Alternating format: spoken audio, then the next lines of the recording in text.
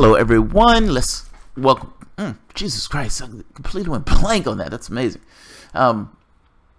Jamal Thomas, welcome to the Progressive Soapbox. So this is a 420. It's Halloween. It's a brisk fall day. It's Halloween. So I asked my wife. I said, "Wife, I would like to do a holiday show. I've gotten my other videos out the way. I wanted to do a Halloween show. What do you have in mind as a good Halloween show?" She was like, "Aliens." I was like, "Well, I've done Aliens, you know, been there, done that." She was like, "What about zombies?" Zombies is interesting. She's in there watching The Walking Dead for Halloween. She's put our dogs in costumes. So Bo, the pit bull, he was a rescue. He was like 80 pounds. He's in a Superman costume. Batman, Pitsu, is the pit bull Shih Tzu mix. He's in a Batman costume. Both of them have capes. Now, Bo has been hopping around the house like a maniac, so he's looking funny with a Superman costume on. The reason we did this, and we thought this was a good idea, is because Pitsu is small. Pitsu is short. He has these little teeny legs. And yeah, this is a divergent from the Halloween show. It's just funny to me. They would be in the room, and they would go at each other. And you're like, Bo could eat Pitsu if you wanted to. He could eat him. The first time Bo came out from the SPCA, he comes running out. He just comes out the cage, and he's comes falling into the room. My wife's like, "Oh my God, he's gonna eat my baby. He's gonna eat my kid." Yeah. So they would play, and they would go at each other. Pitsu is an asshole. He's a small one. He's the asshole. And Bo has the infinite patience of Superman and just deals with it. Now, don't get me wrong. At a certain point, he'll bark at him, but he would never do anything. Like, he would never do anything like they would play, they would go at each other. But Bo always restrains himself, which is always amazing to us, because if it was us, we would have bitten the shit out of Pitsu by now. So she was like, well, so I'm going to talk about all three. But I'm going to break this into sections. Aliens, zombies, and the last one is going to be death. Oh my. Oh my. What's his, Sulu. Sulu does the oh my. So the first one, let's talk about aliens. But I want to talk about this from a different take. Without taking, and it's funny, when I do stuff like this, people take the position as if I believe it. It's funny, I don't believe or disbelieve. Like, I've gotten myself in most things to just say, I don't believe or disbelieve. I'm ambiguous. The more information I get in, the more information I kind of take in that way. I kind of balance that stuff. But in this case, I want to hit upon a person's reality, a particular person's reality.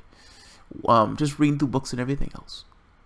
The stories are similar, and so I'm going to take just the mainstream, the fringe mainstream narrative of this. You're in your bed. You're a woman. You're a woman. You're in your bed. You're with your husband. You have your kid in the other room. He's sound asleep. You have a dog downstairs who's lazy and is sound asleep. And as you're in your bed, it's 2 in the morning, and you are startled awake, but you don't necessarily know why.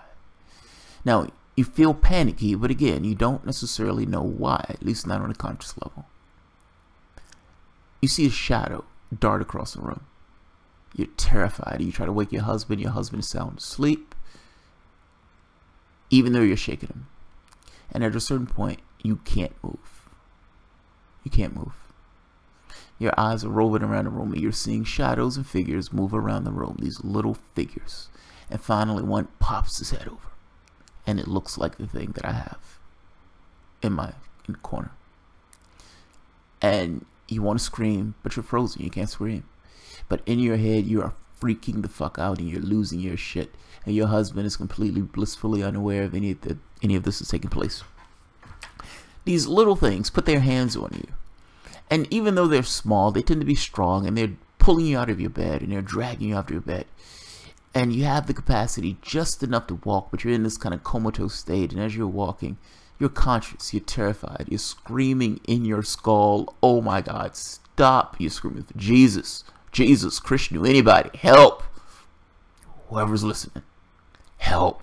These things have their hands on me. I don't know what these things are. and you walk through the wall, and you're walking through the wall. Oh my God, we just walked through the wall, and now I am outside, and there's a beam that's bright, and it's hitting me, and I'm being pulled up towards the ship.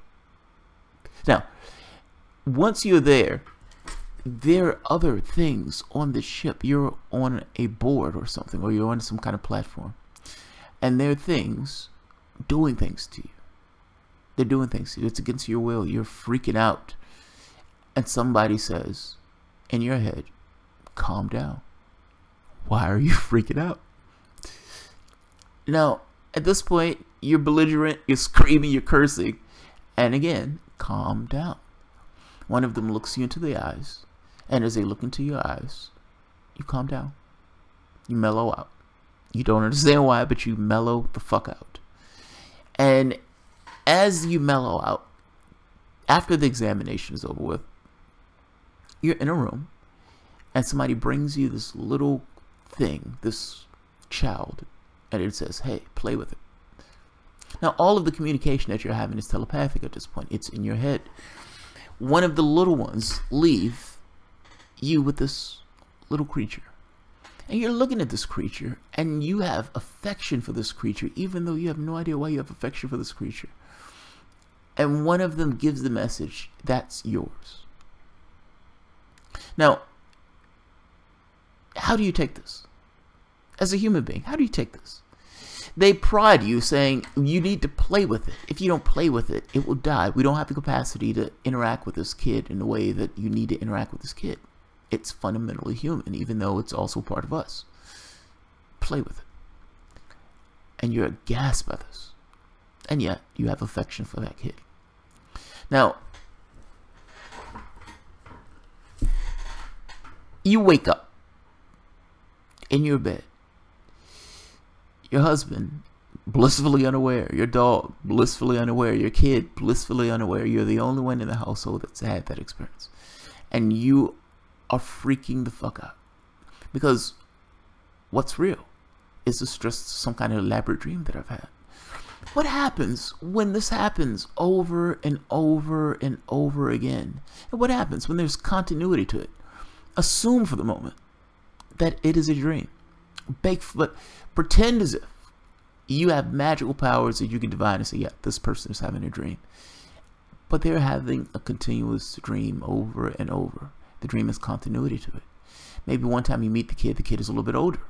The kid is looking at you saying, mommy. And you're like, oh my God, this little alien baby is mine. What happens when you have other creatures? Maybe they're taller. Maybe they're like insectoid or whatever else, interacting with you on this particular ship. And they know your name. They interact with you as if they know you, in a sense. What happens when these little creatures come into your room again and again and again? Assume for the moment that it's a dream. What happens when your dreams are continuous and they're persistent and there's continuity? What happens? What does that mean for reality?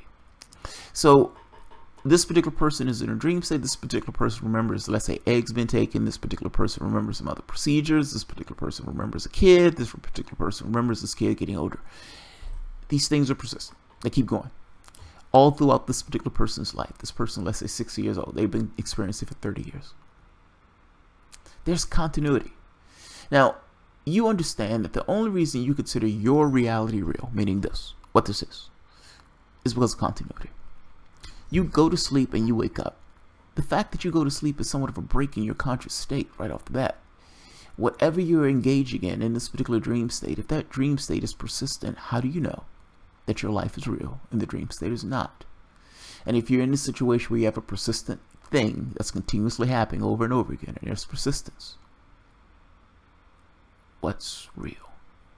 Which one is real? Is it possible that both are real? Which one is real? If we're assuming for the moment that this is a dream, but this dream does have continuity, our lives have continuity. That's the only reason we give it legitimacy as being the supreme state of consciousness in this sense. What happens when there's continuity in both? What's real? What's real? Do we know enough about life to say that the thing that she's engaging in, that we're calling a dream, is unreal, and the thing that we're engaging in, what we consider to be life, is. How does one say that the other is unreal if both are persistent and both are continuous? What does it mean for reality? Now, for all of the literature that's out there in regards to people talking about abduction cases and everything else, are all of those things, are all of those people lying? Are all of those people lying? Now, are each and every person, meaning even people who didn't want to give their names out, even people who didn't want to, no financial motive at all, nothing, are all of those people lying? And if you even find some of those people that are legit, what does it mean for reality if they're experiencing a persistent reality that's this kind of exotic and fucking amazing scenario where they're interacting with beings from another place? And again, it's persistent.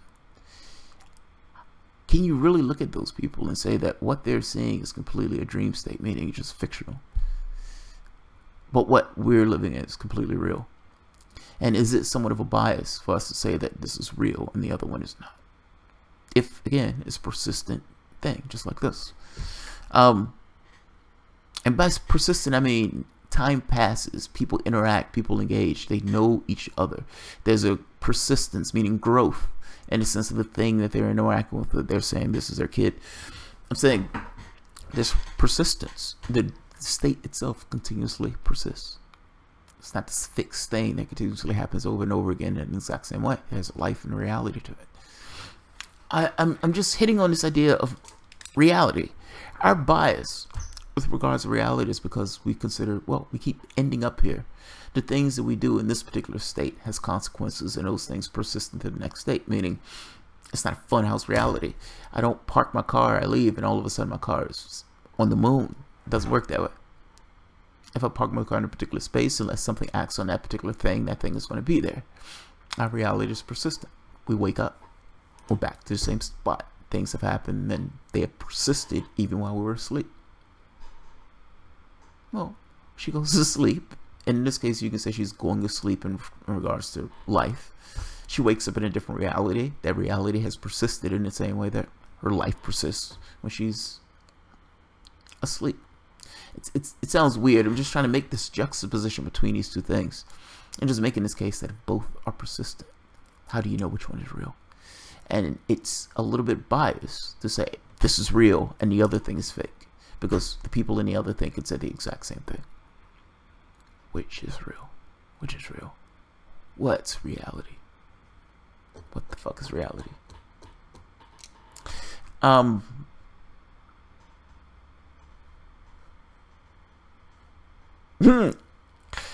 So let's go to the next one. Zombies and humanity. Zombies and humanity. My wife is watching The Walking Dead, and I personally love zombie flicks. Love them. Now, there's always this interesting thing, at least I always think is interesting, and the same argument is used with regards to vegetarians versus meat eaters, or you can say man versus animal. In this case, man is animal, but you know what I mean, humanity versus animal. Which one is real, the humans or the zombies? So what does it mean for humanity if there's something else on this planet that looks like us, that moves like us, meaning it walks, it makes sounds, it doesn't necessarily use words, but it does make sounds, and it roams aimlessly trying to find something to eat?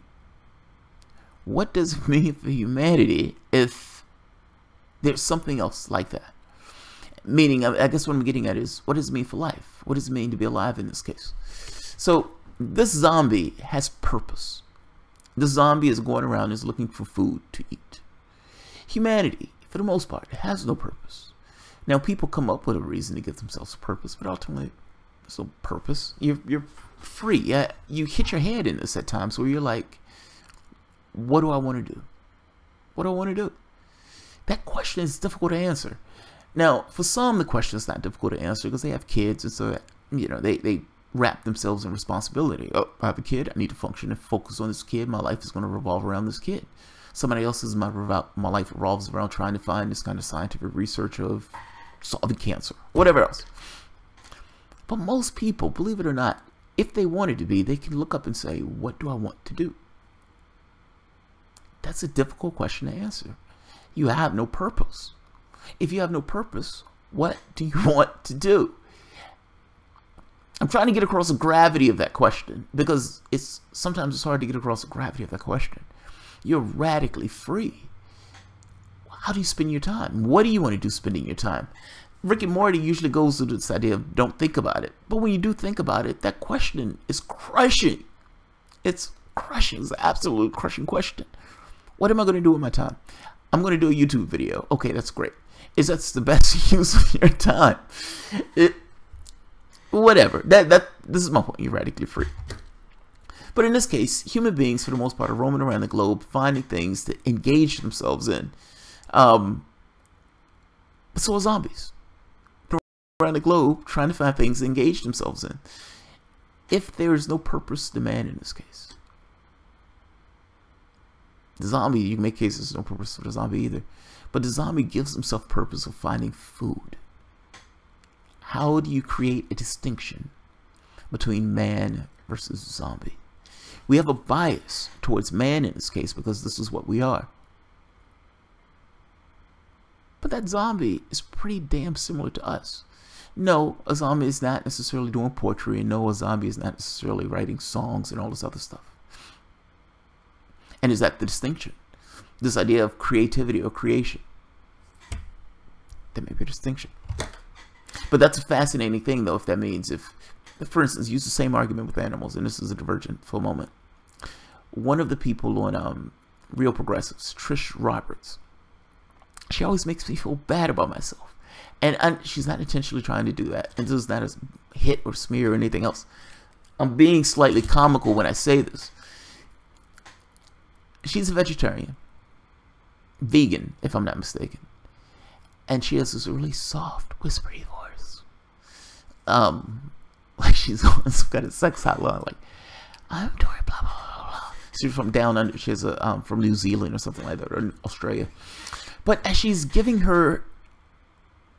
gives her talks, it starts off in this thing of this argument that I have a hard time defending against, because I think she's right. This thing between how do you create the distinction between man and animal? And if we're not okay with eating human beings, why are we okay with eating animals?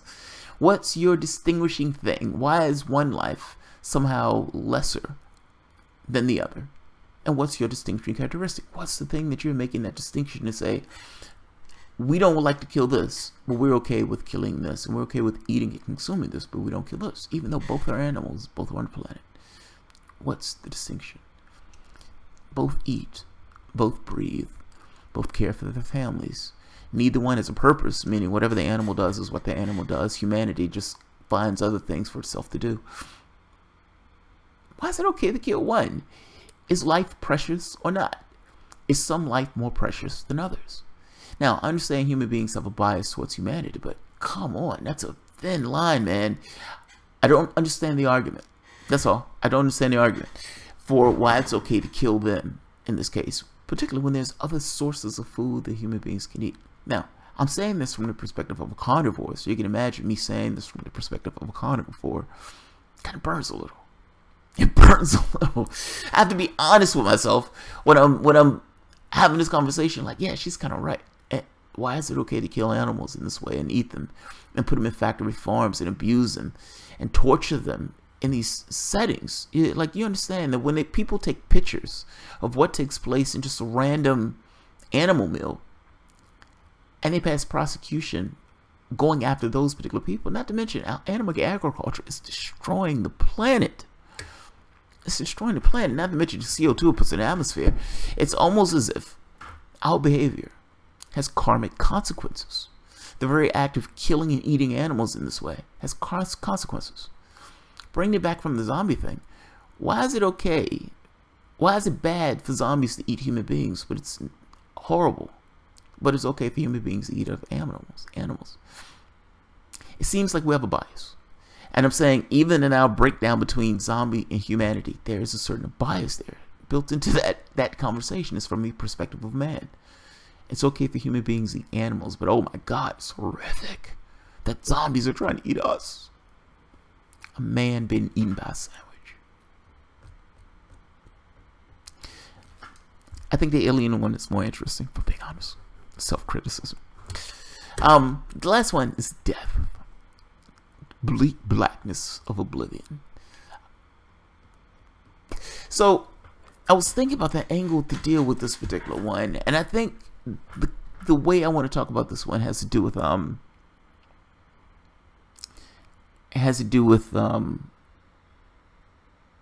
OBEs and death. So, or I should say near-death research. Yeah, near-death research. You're going to work one morning, you get into your car, you drive into work. It's a typical day, like you always drive. And an airplane falls out the sky and lands on your car. Now, as this airplane lands off the sky, it falls on your particular car. It's just rotten luck. You kicked the puppy in a past life or something. You're near death. As you're near death, it's black at some point. But all of a sudden, you find this bright light. And you find yourself speeding into the sky and into a tunnel. Now, as you're going into the sky, you're looking down at what's taking place. You see the rescue workers. You see the people scaring away. You see your car on fire. You see all of this stuff, the entire scene taking place. You may think of your mom. You may think of your aunt. You may think of your dad. And in thinking of those things, you, for the most part, have an image of those things in that particular moment. You're going through a tunnel. It's dark. As you go through the tunnel, it gets brighter and brighter and brighter. Now, this scenario has different settings. Sometimes people get to a point where they're interacting with a relative or something, and then boom, they're back. Now, as they're back, they're describing the scene, what was taking place all around them. Things that it was impossible for them to know because they were unconscious in the car. And if physical matter reality is physical matter reality, meaning the idea of the materialists, if they hold sway, it will be physically impossible to do that. Now, let's take this next step. The person is going through this particular experience, and as they're going through a similar experience, let's say it's not an airplane falling on them. Let's say you're walking out of Starbucks, and as you're walking out of Starbucks, you stopped across the street. You're in New York. You're stopping across the street. You get a hot dog. You take one step out, and a gorilla jumps out and beats you senseless. Now, as this gorilla jumps out and beats you senseless, it got loose from the zoo. Random occurrence. Again, shitty luck. You kicked the puppy in a past life. It goes black. Again, same thing.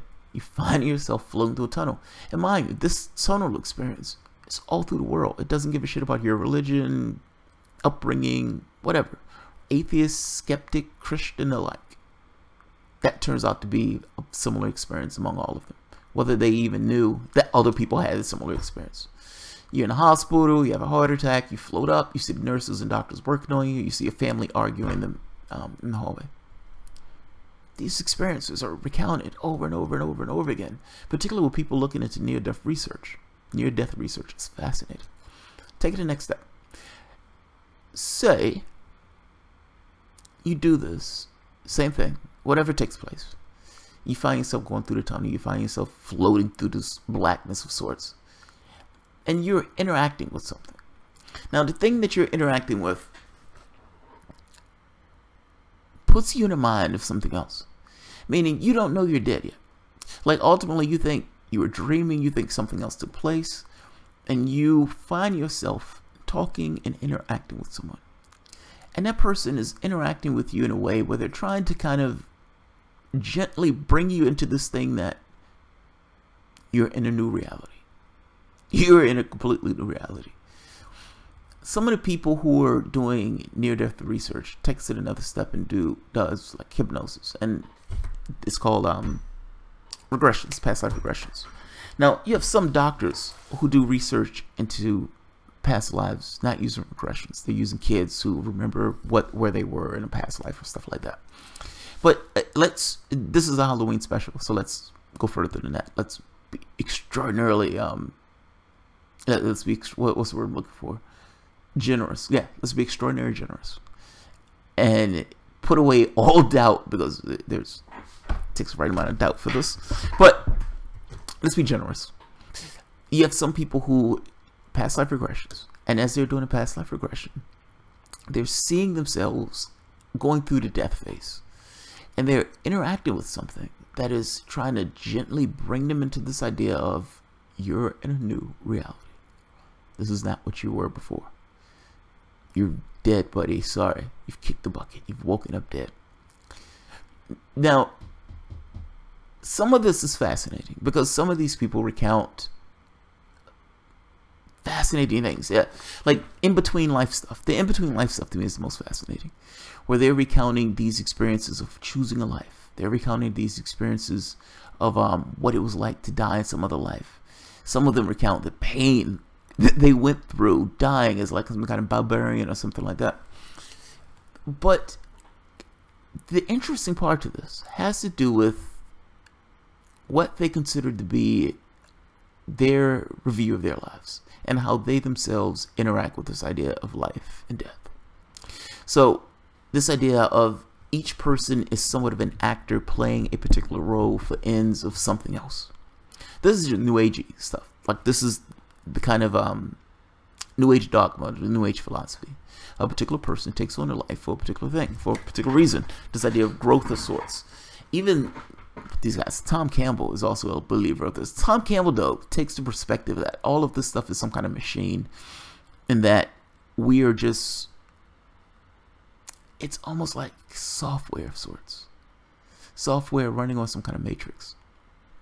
Tom Campbell is a fascinating guy. The guy was a NASA physicist and this kind of mystic that would go into these new agey trances, and well, I shouldn't say trance. He would go with like out of body stuff. He would be heavy into the out of body stuff, where he would be experimenting out of body. Him, Robert Monroe, there was another physicist that was involved in experiments, and they would have experimenting. What does it mean to be in these out of body states? What do these out of body states represent? What are the limits? What can you do? What can you do? How far can you go? Like all these things. He used to experiment with the stuff over and over and over again, testing it, trying to write down results, seeing if you could share an experience with somebody else while you were in these different states. Now, some of these people who've had the opportunity to, how can I say this, be out of body when somebody passed, and that's chops a lot of wood to get to this point. This kind of thing where these people are, how can I say this? I don't want to say lied to. Tom Campbell would make the argument that he calls it the larger consciousness system. The larger consciousness system. It does what it needs to do to keep you calm, to get across what it needs to get across. Meaning, if it needs to lie to somebody in order to get that person to be calm as they transition, then it lies to the person to get them to be calm as they transitions.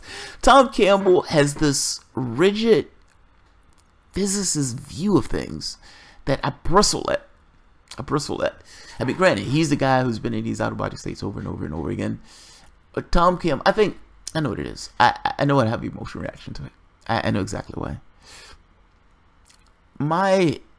I've mentioned once before, when I was like 18 or 19, I went through this, I was doing all of this meditation to try to prove or disprove this idea of spirit guides. And granted, you can't necessarily disprove it, but at the very least, I was trying to prove it for myself.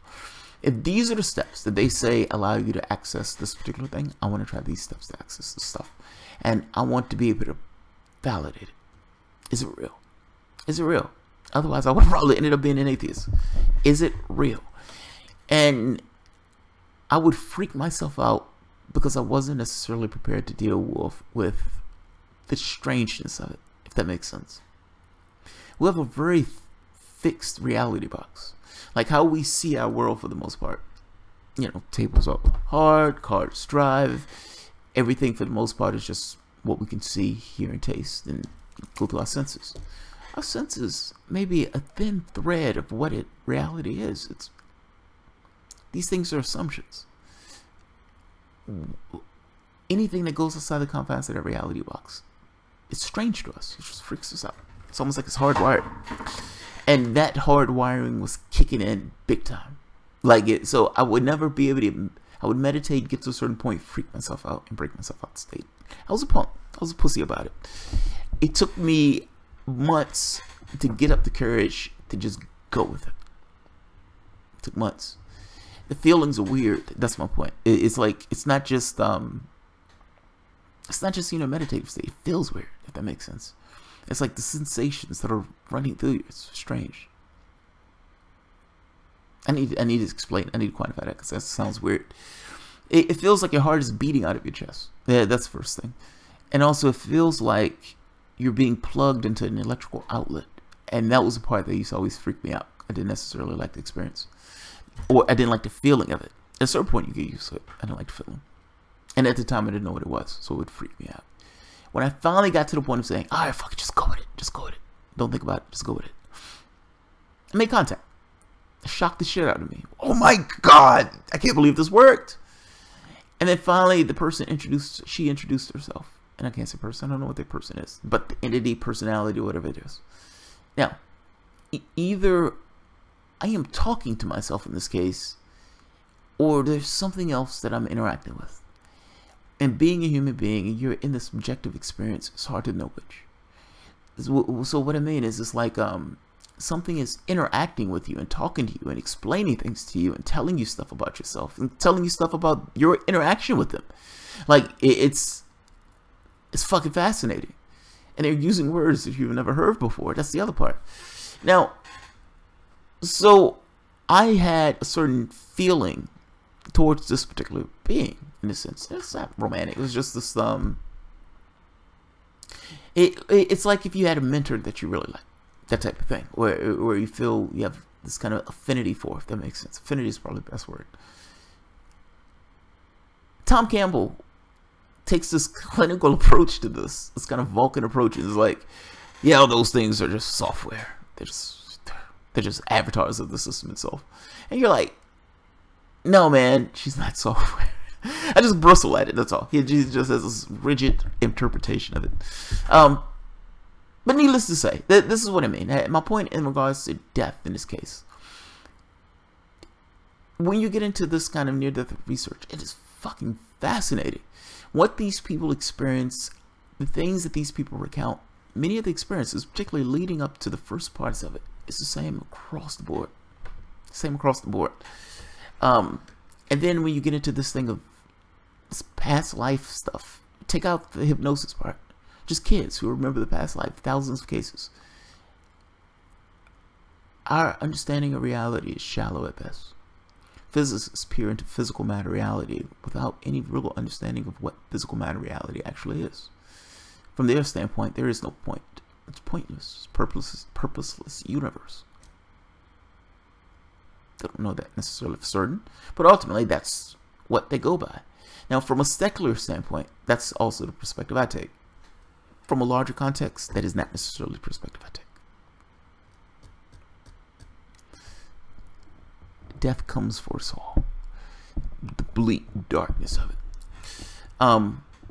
But what if it's not that bleak? And what if it's not that dark? And what if, even though we don't necessarily know it, we are actually actors playing roles in whatever the fuck this is, for whatever the fuck reason? You know, at the end of the day, though, like Rick and Morty says, don't think about it. Thinking about it is the part that fucks you up. Overthinking it. Ultimately, even if you had that information, you would get up the next morning, you'd eat your Cheerios, you'd go to work, and you'd live your life. It's almost like the information itself is interesting, it's fascinating, it will blow you away, but what would you tangibly do if you understood the secrets in this way? Or if you understood, in fact, you can make an argument that knowing the purpose fucks up the purpose. That's the most bizarre thing in the world, but it's true. Somewhat of an oxymoron. If you knew what you were going to do in your life, you may not necessarily accomplish what you were going to do in your life. It changes things. Your behaviors, your patterns, the things that you yourself are going to try to do and accomplish. It's like these drives towards a particular thing. if you knew the point?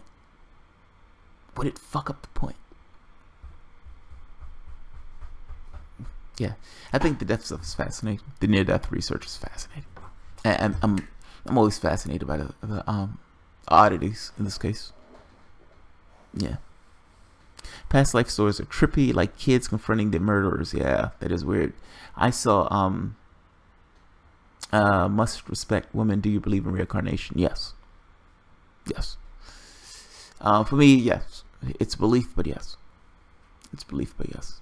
And what I mean by it's belief, but yes, it's some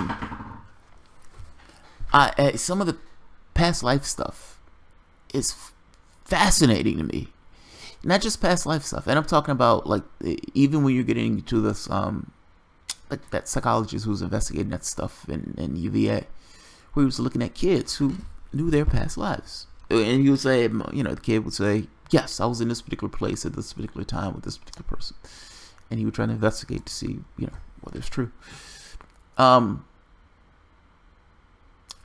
like I said, I've had lucid dream experiences where I had this one lucid dream experience. Yeah, I'm not calling it a dream. I don't think it's an OBE, but it was a lucid dream state. And I am watching a scene. I'm in a person's body and I'm walking down the street and I'm different. I am me, but I'm different. And I am slightly freaking out. I am extraordinarily apprehensive. And mind you, even though I'm in this other person's body, I'm still me. I'm still retaining my own consciousness. Still me. And I'm kind of along for the ride, think to myself, okay, I'm immensely uncomfortable being in this person's body. And immediately after I say that, I don't want to experience this, I float above the scene and I am watching myself walk down the street and get shot. Now that's somewhat shocking and jarring. I'm looking at this like, what the fuck? Somebody just shot me. Like, why did somebody just shoot me? And not just why did somebody just shoot me? Why am I seeing this in the first place? Why am I watching this? Why am I watching this? I am not against this idea of reincarnation because I don't know what the fuck life is.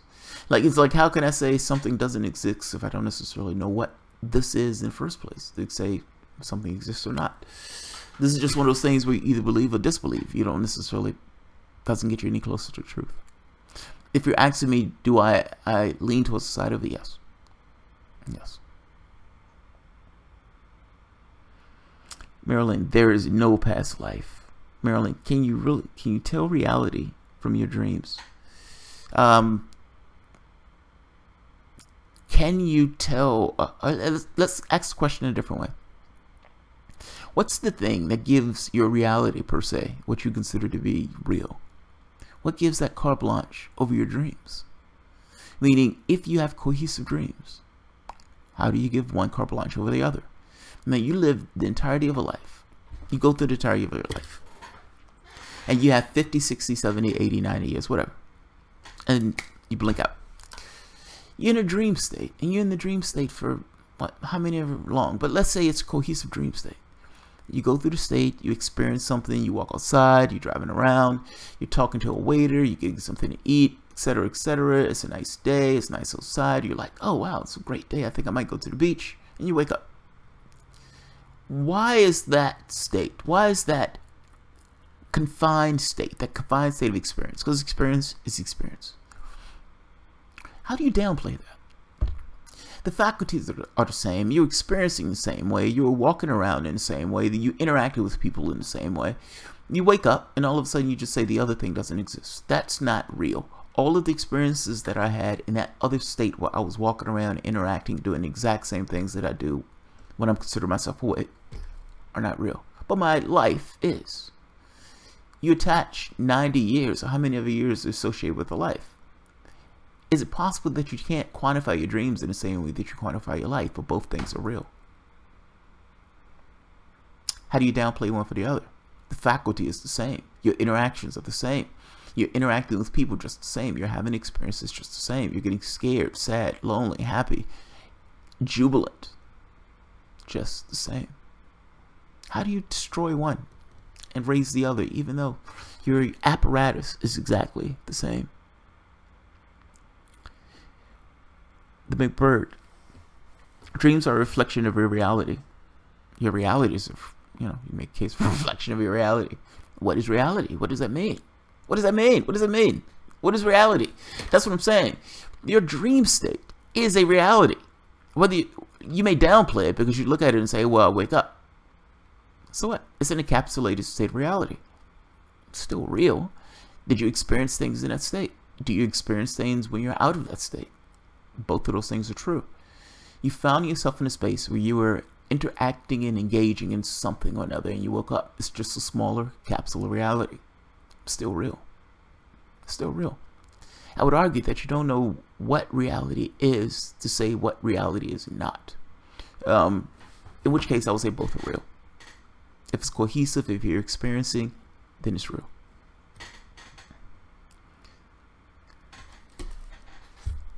I see, and I woke up crying. I didn't see the top part.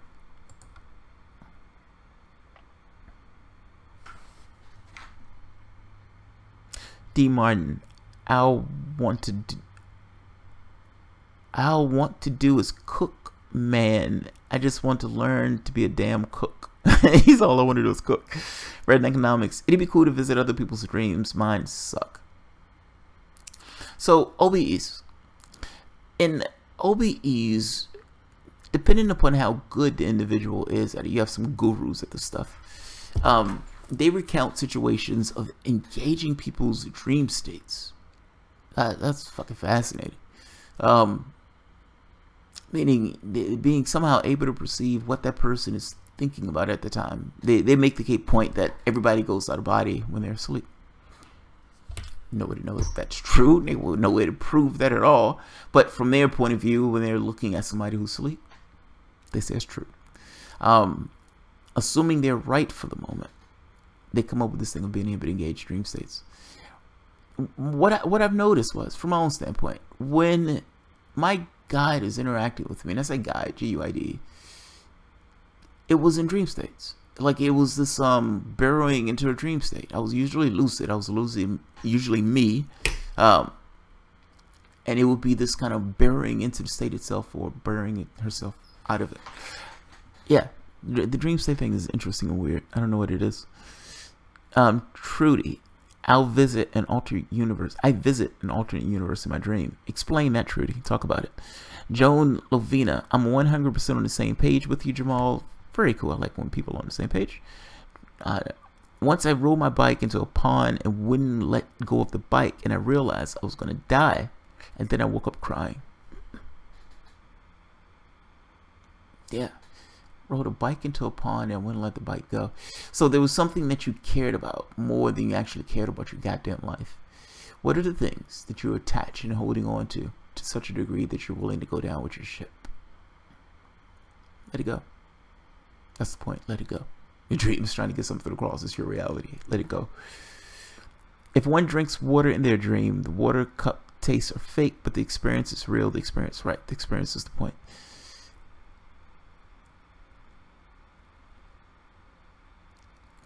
Is an alternate reality in which Chris Hedges is president. Jamal, Apocalypse Now reference. That's awesome. Chris Hedges is a dreaming. Chris Hedges, yeah, I like Chris Hedges. He's awesome. Chris Hedges, he is militant about porn, though, man.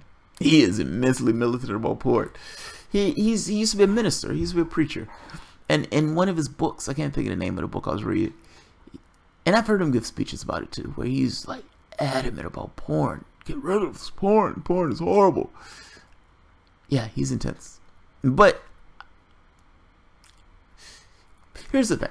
If you got rid of capitalism, would you get rid of porn? That's the question. That's the operative question.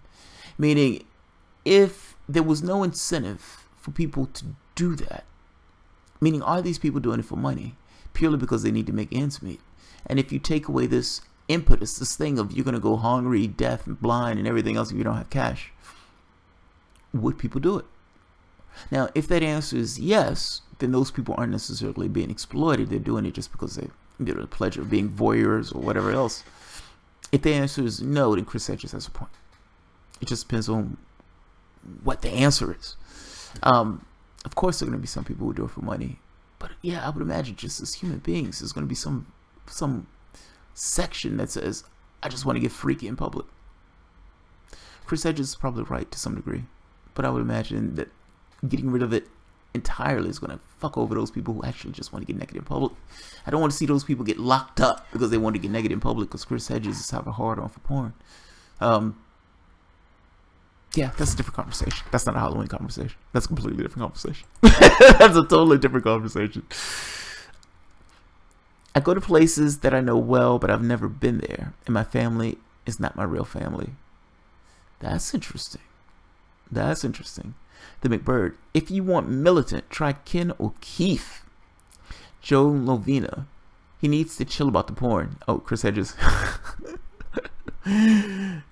Joan Lovina, a porn warrior. You go, Joan. Robert Pouquet-Ray. I met a guide once. She was in the form of my best friend. She had her scar. We communicated telepathically, but she was like an automaton. She couldn't understand my emotions. That's interesting. Right in economics. Go then. There are other worlds than these. Stephen King. Always loved that quote. Yeah, Stephen King creates his worlds when he's making the scripts and all. So, the guy thing. Robert Pouquet-Ray. I hit my head on a question with the whole guides thing. I met two of mine. And probably this thing of soul groups. But, again, who the fuck knows? It's so ambiguous. It's either you believe it or you don't. And those things are so subjective, it's hard to know what's actually real. But that being said, I had a profound emotional interaction, like reaction to my guide. Like that's the thing that drives in me this thing of realness, if I'm being honest. Like it's this, yeah, it's hard to explain. That's hard to get across. But one I met as this kind of stand-in when my other one wasn't there. She says, "I'm your stand-in," and I thought to myself, "Oh, don't call yourself stand-in. That's so degrading." That's so degrading. But let's talk about the automaton thing. Let's talk about in a very specific way. When, I think it was last year, 2 years ago actually, I started studying the UFO thing because I was curious. I was like, okay, this is interesting, and I wonder, is there any way to prove or disprove this? Try to prove or disprove everything. That's just the way my head works. And again, prove or disprove is subjective when you're talking about this because there's no way to necessarily prove it to somebody else.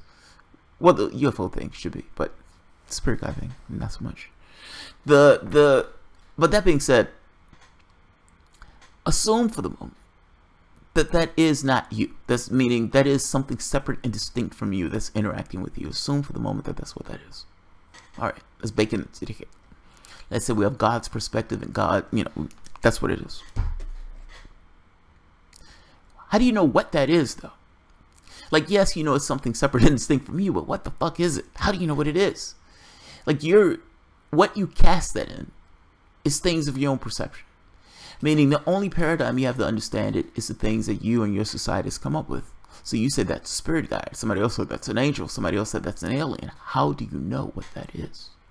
Your entire paradigm is based on human concepts. How do you know what that is? How do you know what it is? So somebody may say, oh, that's my spirit guide. Okay, what is the spirit guide? And then they give you this explanation. That explanation is purely from them. That's purely from their, their culture and everything else, the subgroup that they've encircled themselves in. They see something, that particular thing, Matt. I'm Matt. I'm your spirit guide. Yes, that's what I am. If that's what you need to call me, that's what I am. If you need to call me an angel, that's what I am. If you need to call me an alien, that's what I am. That's what I am. Sure, whatever. How do you know? How do you know? The reason I'm asking this is when I started reading the alien literature, you hit your head on something. The subjective experiences that people talk about when they're talking about their spirit guides or they're talking about near-death experiences and everything else match up very nicely with the same experiences that people talk about when they're talking about alien visitation. It matches immensely well. Many of the experiences that many of the abductees talk about sounds like out-of-body experiences. Many of the beings that they're talking about sounds like beings or these kind of these similar things that people meet when they're interacting from this out-of-body state. How do you know what you are interacting with is my question. That's my question. I have feelings, meaning how I interact with my God in this way. There's this kind of it's this odd affinity that it's difficult to place. Well, how do I know that feeling is real? How do I know that feeling belongs to me? How do I know that these things aren't being ginned up in some way? I'm just making this point that you as a human being have certain parameters, certain ways of seeing the world. You're given a fixed or particular point of view to which you operate. Now, that point of view is changed depending upon the subgroup that you're engaged in. So, progressive, leftist, whatever. But say you're in the religious subgroup. Okay, that's a Christian. That's an angel. That's the context to which I understand that by. That's an angel. It has all the attributes of an angel. That's an angel. Now, you don't know if it has all the attributes of an angel. This is the context to which you understand it by. You're in the New Age community. That's my spirit guide. That's my spirit guide. That's what it is. You don't know what that is. Ultimately, you're just taking it as these are the qualities that they say are associated with a spirit guide. I'm saying that's my spirit guide. That's my spirit guide. You're an atheist. You have no context to which to deal with that. That's probably something that's scaring the shit out of you. Or you just say it's not real. It's not real. It's my imagination. It's not real. It's not real. What is it for real, though? That's my point. How do you know? You're stuck in your context. Meaning, how do you get out of your context to see that thing for what it actually is? And is it even possible to see that thing for actually what it is in a subjective experience? Can it take the shape of whatever it wants to take the shape of? I saw a woman. Is it because I get along with women better than I get along with men? Maybe. She's a little bit older. Is she a little bit older because I look at age with a certain level of gravity? Maybe. Maybe. Does that have everything to do with me? Yes. Does that have nothing to do with her, or at the very least the perspective that she wants to project to me? The only thing that you can say is true in this case is there seems to be some connection between me and her.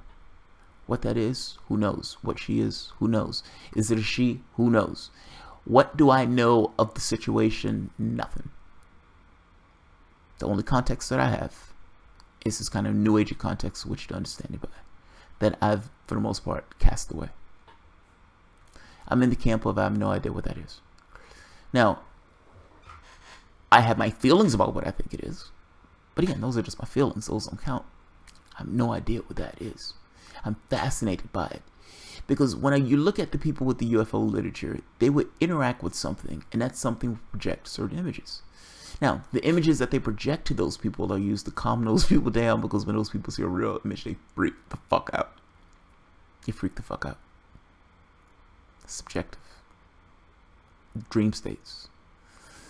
Out-of-body states. Essentially non-waking consciousness states. Or even waking consciousness states, just not in our current, present, physical day matter reality consciousness. Yeah. I'm fascinated by this stuff. Because it's such a mystery. It's unless you can get this situation where you can nail one down and just bombard it with questions. And even then, how do you cooperate with the information that you're getting back? It's a fascinating thing to know. Or it's a fascinating thing to question. Because there's no way to know. There's no way to know.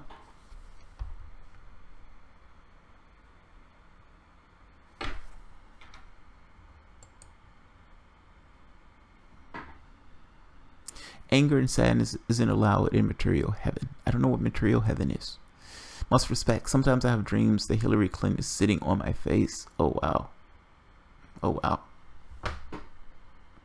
Yeah. I don't know about that one, man. That's a tough one. Could a man behave as human with two dicks? I'm thinking all he could focus on was fucking. But how? I mean, that's a genetic deformity. I don't know if, you don't get your drive for sex from your penis. At least I don't think you do. It's like, it's two of these, so he's really hyped up. Here's something interesting. There's an ancient grid in several countries in southern Africa which are connected and span 450 square kilometers, estimated to be 280,000 years old. That is interesting. It is suspected that it's connected with Inky. I'm not sure what that is. I think it was Angel, Robert Pouquet-Ray. I don't believe in angels. Like, what I mean is, that's a religious concept to me. Like, I don't, but let me say it this way. It would be like your computer. Yeah. Say, for instance, you had a program on your computer. You built this rudimentary program that has the capacity to grow. And as it has the capacity to grow, it gets a little bit more complex, a little bit more complex, a little bit more complex, a little bit more complex. Now, this thing, for the most part, is a life. It's alive. It's making decisions, it's growing, and it's in some kind of environment that allows it to grow, whatever you program it in. Would that life form, would that thing, in any way, understand what physical matter reality is based upon the parameters to which it exists? I would say no. I would say there is nothing that it's like explaining the color red to somebody who's blind. Now, the reason why I make that point is, if you're calling something an angel, to me, gives it this religious context, this Christian context, with this kind of hierarchy of God and angels, and etc., etc.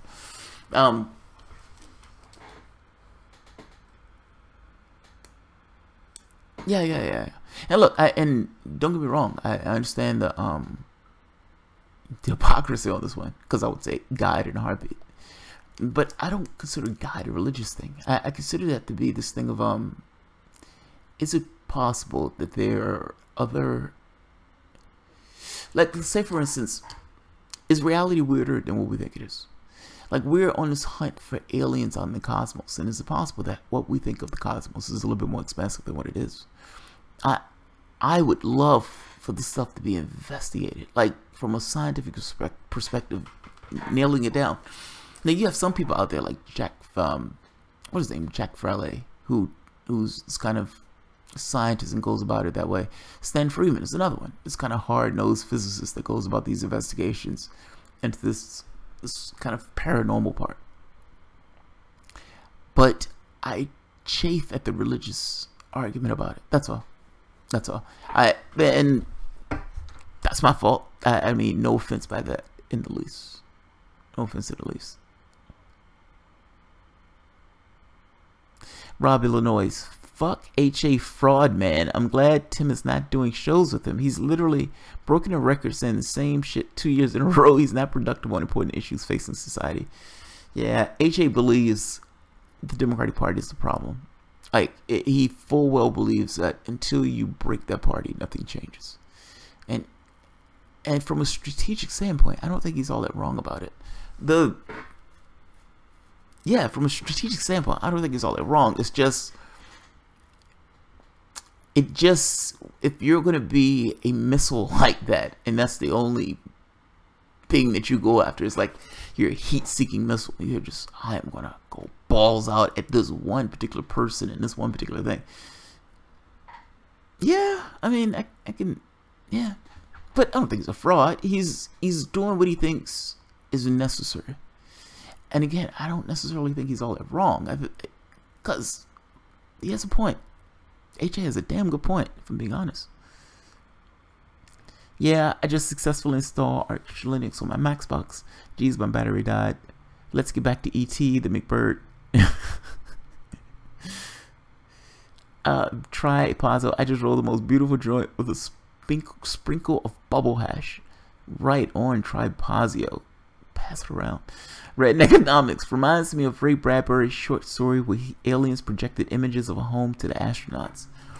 And you know, people get this, they call it this kind of vision thing where whatever, you know, they're on the table, they're freaking the fuck out, and there's this staring thing with these people like scanning their brains or whatever else, freaking them the fuck out. And sometimes there will be an image projected to the person. Now, or a scanner image, or a fake image, meaning the person wakes up in bed, they're having this image in their heads of something that took place, even though it's the wrong thing. And as they're going through hypnosis, it's like breaking through that particular image to see the reality of it. Now, the hypnosis thing, I know people have issues with the hypnosis thing at times, so let's take that part out. Let's just deal with people who have no hypnosis. Those people still recount similar experiences. Like, so it's not just one group. It's fascinating. The guy from Harvard, I can't think of his name, who was doing research and investigations into this. And he kind of made this point, like, when he released this book, he thought people would be fascinated and blown away by this. Because he's like, I never said it was real. I just said this was something these people were experiencing. And at the very least, it should be investigated because these people are experiencing a separate reality from our current reality state. It's like, if you have a continuous reality running parallel to your own reality, what's real? How do you know what's real? Is it that both are real? Which one? You know what I mean? It goes beyond this thing of, oh, this person's having dreams. This person is having a separate and persistent reality that's going parallel to their current physical matter reality that we're accustomed to, a normal reality space. I think it's fascinating. But as my wife, I'm fascinated by all sorts of stuff.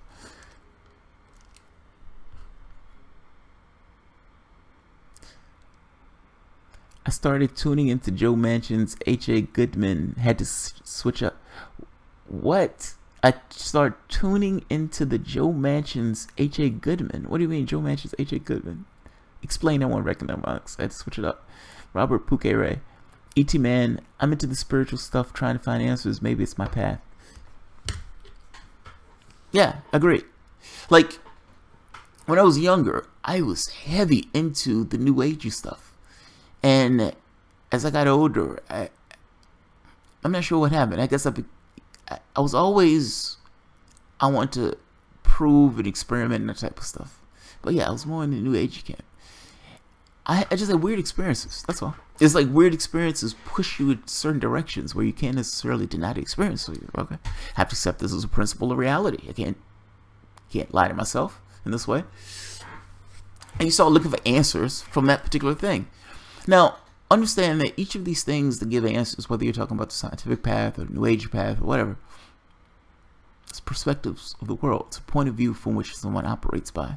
Some point of views operate better in certain contexts than others. I see nothing wrong with that path. There's no point in life, so have at it. Have at it. They experimented with psychedelics and got expelled from Harvard. Yeah, people did. People did. I started going after Joe like H.A. goes after. right. Redneck Mom, she said, I started going after Joe Manchin like H.A. goes after Hillary. They experimented with psychedelics and got expelled from Harvard. Yes, that's. Damn it, I can't remember the guy's name.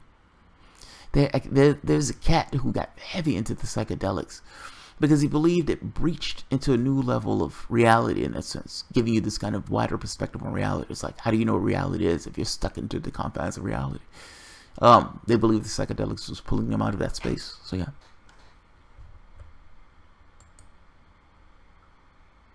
Honestly, if anyone's a fraud, it's the hard bastard. For a guy who says he isn't a Trump fan, he seems to have his dick in his mouth all the time. Oh, that's brutal. You're a good man, Jamal. Oh, this season. Thank you. I appreciate that. Trudy, all is energy, so all are one. It's my religion. Yeah, I think we overcomplicate this stuff, if I'm being honest. Because what it boils down to, if you're talking to politics, you can never really bring religion into politics. Like, your justification for doing things can't necessarily have a spiritual component if you're doing politics. People have different beliefs. Somebody may not believe in anything. Someone else believes in God. Somebody else believes in Allah. Somebody else believes in, spiritual stuff. Somebody else believes in Vishnu. So how can you bring those principles into a political debate when you're talking about dealing with large sums of people, dealing with physical matter reality? If you're being honest, you can't. Christians do it all the time. They think it's perfectly okay. It's fucking insane. It's fucking insane. If you're going to make an argument about stuff in politics, it has to be a secular argument. Now, the secular argument I make is, the reason my position is right, the reason why being on the left is fundamentally right, is because if you want a society that's sane, where you don't have people hungry or corrupt or poor and anything else, you're talking about a society that's further to the left. You're talking about society that's further to the left. If I want to get rid of crime, then I need to get rid of poverty. Brass tacks. If I want to get rid of the people who are in that prison population, meaning having so many people in the prison population, then I need to stop with the whole drug war. It's fucking ridiculous. If people need to do drugs in your society, locking them up is a poor reason or it's a poor excuse to to use your prison system in that way. Your society at that point, the problem with your society at that point is probably poverty and a difficult life and how difficult it is to live, in which case these people try to find avenues of escape. Your problem is your society. That's what I'm getting at. Put them in prison for trying to alleviate themselves or find some kind of alleviation for the issues of society. That's not a solution. That's nowhere near a solution. That's the opposite of a solution. That's the opposite of a solution. Society needs to change. That's all. Yeah, that's a detour that goes into politics. Look, I guess my point is, the argument that I would make, the reason why the left is fundamentally right, the reason why the malcontents and the radicals, the people trying to yank the society to the left, is because you don't get cooperation is the thing that allows you to grow and flourish. Meaning this kind of antagonistic culture where everybody's at each other's throats. It doesn't work, man. Cooperation is a better alternative in this sense. Cooperation allows you to build higher and better structures. There's no situation in which the lungs attack the kidneys. Those things work in tandem with one another. They consider themselves to be part of one organism. The complexity of the human body, for the most part, is a testament to this idea that all of these things work in tandem, build more complex systems.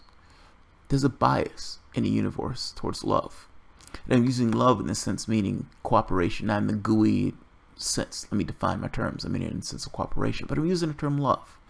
But I'm using the term love from the standpoint of things cooperating in order to build more complex and bigger things. That will be my argument. Working together allows you to do more things, more complex things. You have a more complex society in that way. And not just that. If you want to get rid of the ills of your particular society, you need to deal with the root cause of those ills. I would make the case the root cause is the capitalistic model. But part of that has to do with the poverty, the desperation, the things like the difficulty of life in general. You need to alleviate those things. Until you alleviate those things, your society will suffer plagues in the same way that your society suffers plagues now. Shooting, corruption, crime, all these difficulties and vagaries of our society that we consider to be normal. It's fucking terrifying. Fucking horror show. Seriously, how do people find drugs? Ask randomly, pardon me, sir, do you have any drugs for sale? Yeah, man, if you can't find it, you don't need it. I'm joking, right? Economics. Timothy O'Leary. Oh, Timothy O'Leary. Yeah. Timothy O'Leary conducted experiments under psilocybin. I can't pronounce that word. Project on the American legality of... Yep. There's another book.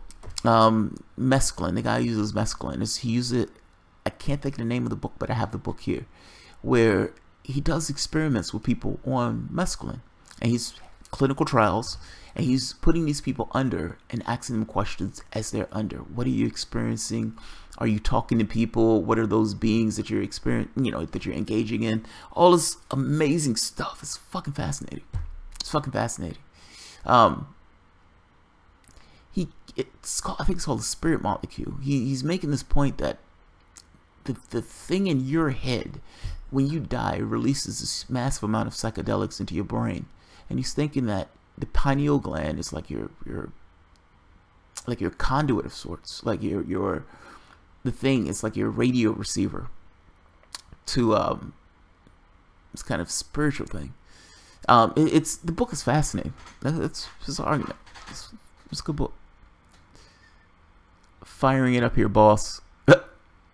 Whoa, this is just a bit too variety. Yeah, it's pretty intense. It's pretty variety. It's Halloween. It's Halloween. I'll stick with alcohol. Too much trouble. Fair enough. Zoc Ox. There's a movie called Timothy O'Leary's Last Trip, if I remember right. I'll check that out. Civil disobedience. This happens to be my expertise. Trudy. Pot is medicine for the mood, but I wouldn't call it a drug at all. DMT. That's it. DMT. Civil disobedience. Fuck it. That's it. Thank you. DMT. The spirit molecule in your head. Your brain releases it at the point where you die. He's postulating whether or not that was, it's almost like your conduit of sorts. The thing that postulate two things. Is what people see when they're doing this kind of near-death thing the massive release of the chemicals into the brain itself, meaning the near-death experience is being fostered by that chemical, the DMT? Or is it possible that it's some kind of conduit, it's a higher reality, in which case this person, it's a good book, it's an interesting idea. Angel Willery, mescaline is the most amazing drug, tried it once, it's been the best night of my life, I laughed for 12 hours straight. That doesn't seem fun. And I'm joking when I'm saying that doesn't seem fun. It's probably a fucking ball. My wife and I, we got a brownie from somebody. This was years ago when her and I, maybe like first year, 2 years. And I eat this brownie at like 8 o'clock at night. I think it's for my birthday. I got it for my birthday. And it kicks in around maybe 9. And I find myself like bubbly, like just kind of, bubbly, jokey. And I feel fucking amazing. And it's not overwhelming or anything like that. It's intense. It was intense, but it wasn't overwhelming. And we go to bed, and I'm in bed laughing my ass off. Just when it's like 2, 3 in the morning. I'm still stoned off my ass. And I'm in bed laughing because anything that I think of, I am seeing it in full color. And my wife is like, will you shut up? You shut up. I wasn't even laughing loud. I was just giggling to myself. She was like, will you shut up? You shut up. Written economics. If true, I can wait. Reaganomics. What a woman had third breast. What would be awesome for world hunger? How often do women let you just randomly feed upon their breasts? Oh shit, ghosts. Yes, we're talking about ghosts and ghouls. Civil disobedience. No, it can't be created by the brain, though not much for sure. Written economics. Rob asking important questions. Yes, Rob is. Yes, Rob is. Rob is asking important questions. Alright, this is gone for an hour, like somebody said, variety show. I had a scary hallucination when I was 4. I was a witch face in a dark hallway. Wow. Freaked you out? I would imagine that would freak somebody out. Your brain produces your reality. Meaning any experience that you have in your reality, your brain can recreate that experience. So if you're under the influence of something, yeah, you can have a full-blown experience as if you're walking in physical matter reality with that particular substance. It's not like your brain, it's not like you can have an experience that your brain can't necessarily process. That's the funny part about Star Trek. Geordi wearing those goggles. How is his brain processing those things? He's like, I'm seeing these other spectrums. Your brain isn't designed to see those other spectrums. Your brain would have no fucking clue what that information is. How are you? It's like, what are you doing to process that information in a way that your brain can understand the information? Oh, that's a detour. That's a detour. All right, I'm gonna kill this because otherwise we're already in the boonies. My ex ate a brownie and got the munchies and ate another and another and fell on the bed for 12 hours and woke up. I scared her.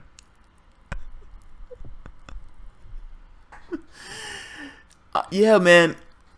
Oh God, we're getting in the bad case stories, like bad high stories. This is gonna be funny. I never had a third hallucination when on psychedelics. Never had 3D hallucinations on psychedelics. Okay. What if men had functional nipples? The world would never know. That's kind of gross to me for some reason. That's a bit gross to me. I don't know why that's gross to me. Yeah, that's gross to me. Yeah, I don't know why. I think it's because it gives me this image in my head of somebody sucking on some guy's nipples. It's like, ugh. Why is he doing that?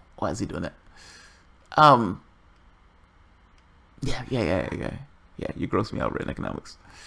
No, or Halloween. More, please. Oh, the Halloween thing. People seem to hate this one. People were like, this so sucks.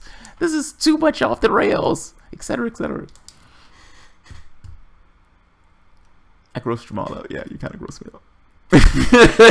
I don't know why that grossed me out. I have no idea why that grossed me out. Like I said, I think it's I have this image of a guy. Look, I know what it is. Do you remember on Seinfeld, George was taking these naked pictures to give to this woman, and he was like, on a couch, and one of the things on the couch, he's like completely nude, or he has his boxers on, but the pose that he's striking on that couch, and I have this image of somebody suckling on George Costanza's chin. It just grosses me out. That's all. It just grosses me out. Boys can lactate at birth. I do not need to know that. That's the most dissolution I've had.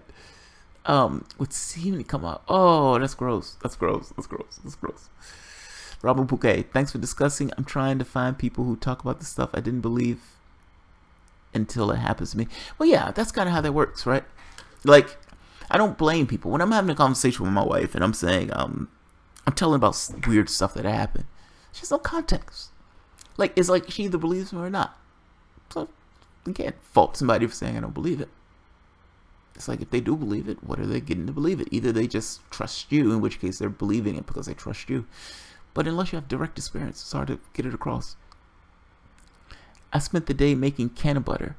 I'm making canna banana bread tomorrow. I am so high right now. This is the first time I can remember being happy. I live in Massachusetts. Civil disobedience is on it. You go, girl. You go. Do your thing. Actually, I don't know if it's a woman. It's funny how you assume somebody is a woman or a guy, depending on how they say it. You do your thing, civil disobedience. You do your thing. Red economics. Right on, civil. Right on, man. Do your thing. Speaking of yeah. I have a pet theory. So, Batman and Robin. Let's talk about Robin for the moment. Like I said, my wife has the dog dressed up as Batman. We give comic book characters the benefit of the doubt far too often. Let's be cynical for the moment. A rich man takes a kid in, and as he takes a kid in, and let's say a rich man that dresses up like a bat and runs through the town and punches people in the face. That's what takes place. That's Batman. Let's be honest, that's Batman. He has psychological issues.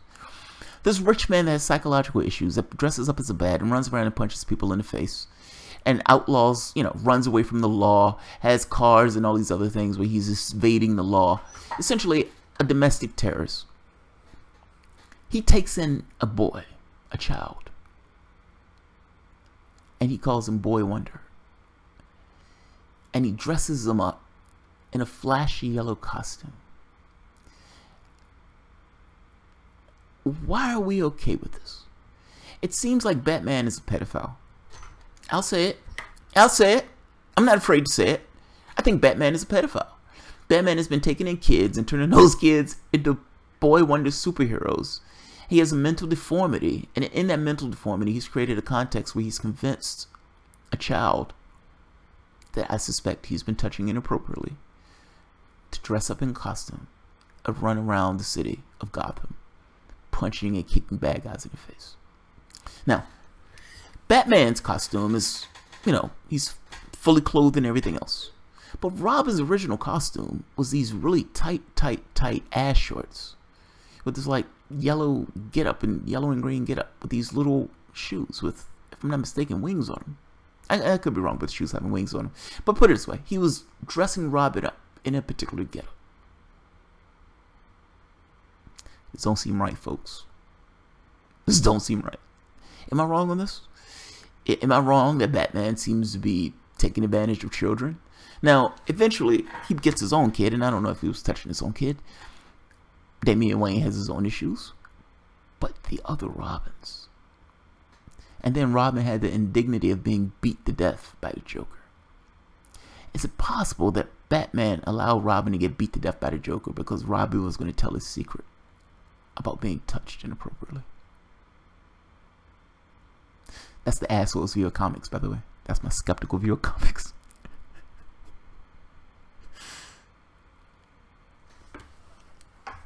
Yes, I'm being a dickhead on this.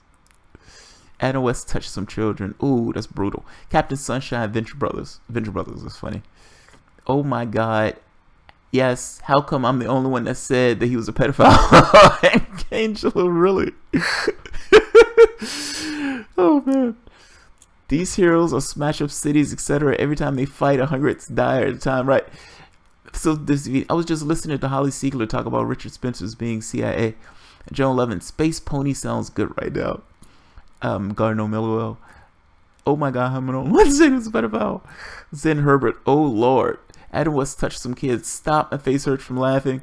The early Robin uniforms had latex short. Yeah, booty shorts. Yeah, it's booty shorts. Dress them up.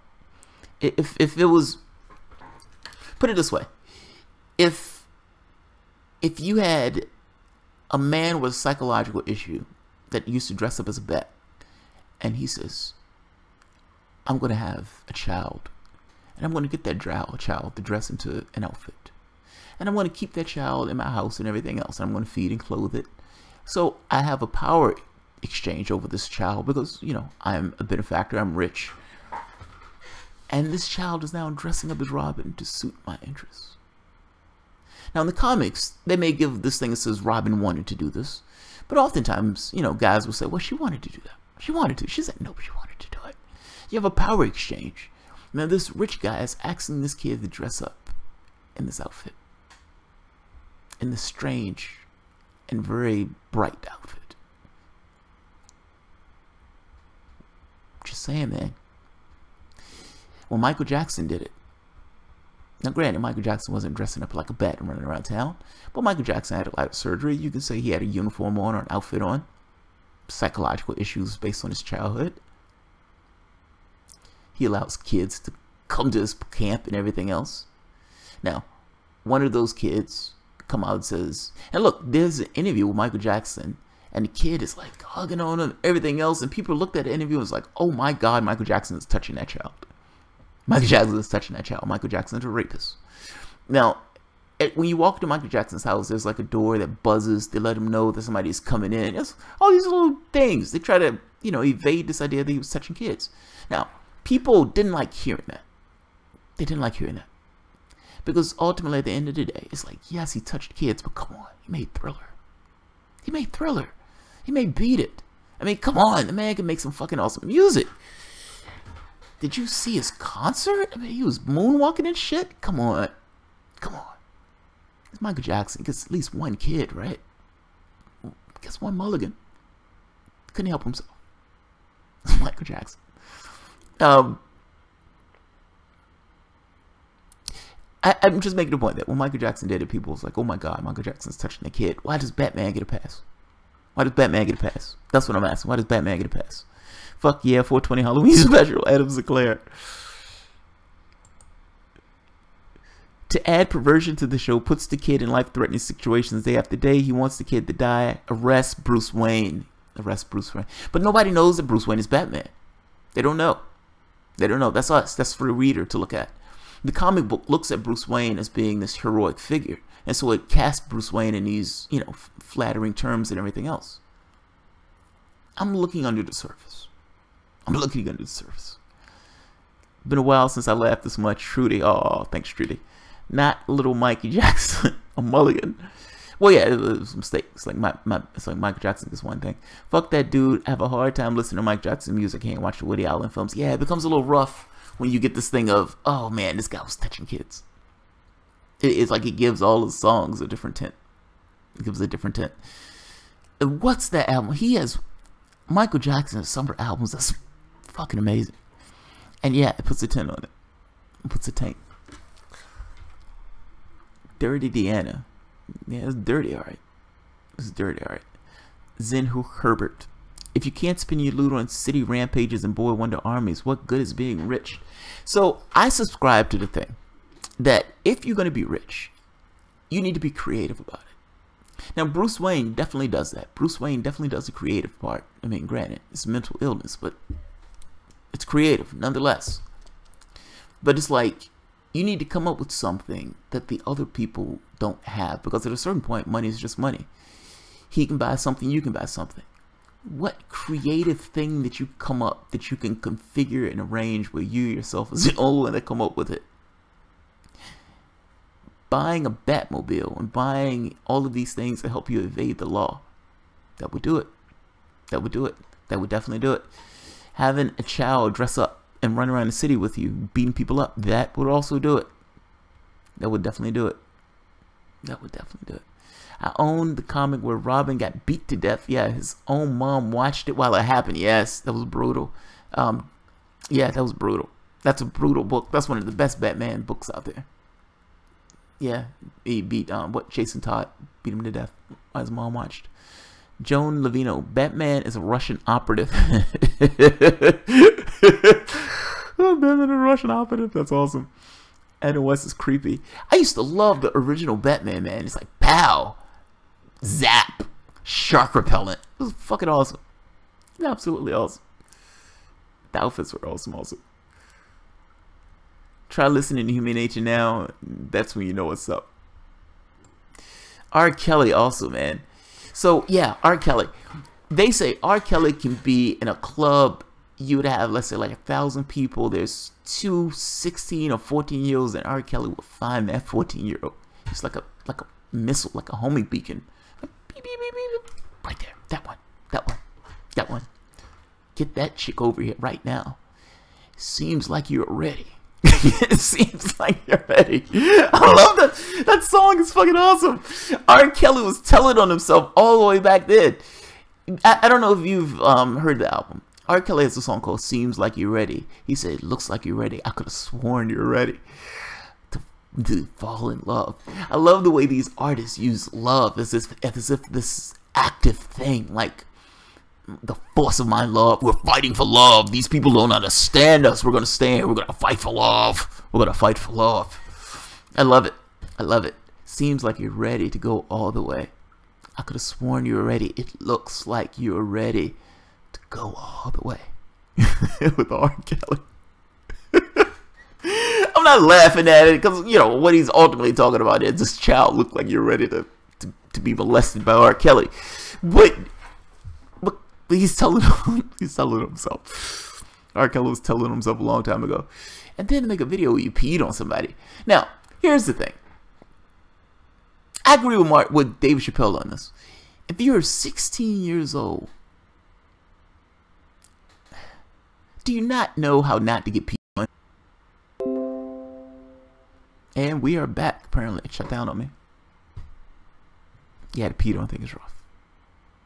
Yeah, I can't get past that one. That's rough. For whatever reason, man,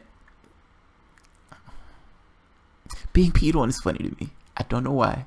That's when in American Pie, where Stifler was like, "Oh my God, it's so moist, it's so warm," and he's like getting peed on by the guys on the roof. Oh man, that shit is hilarious to me.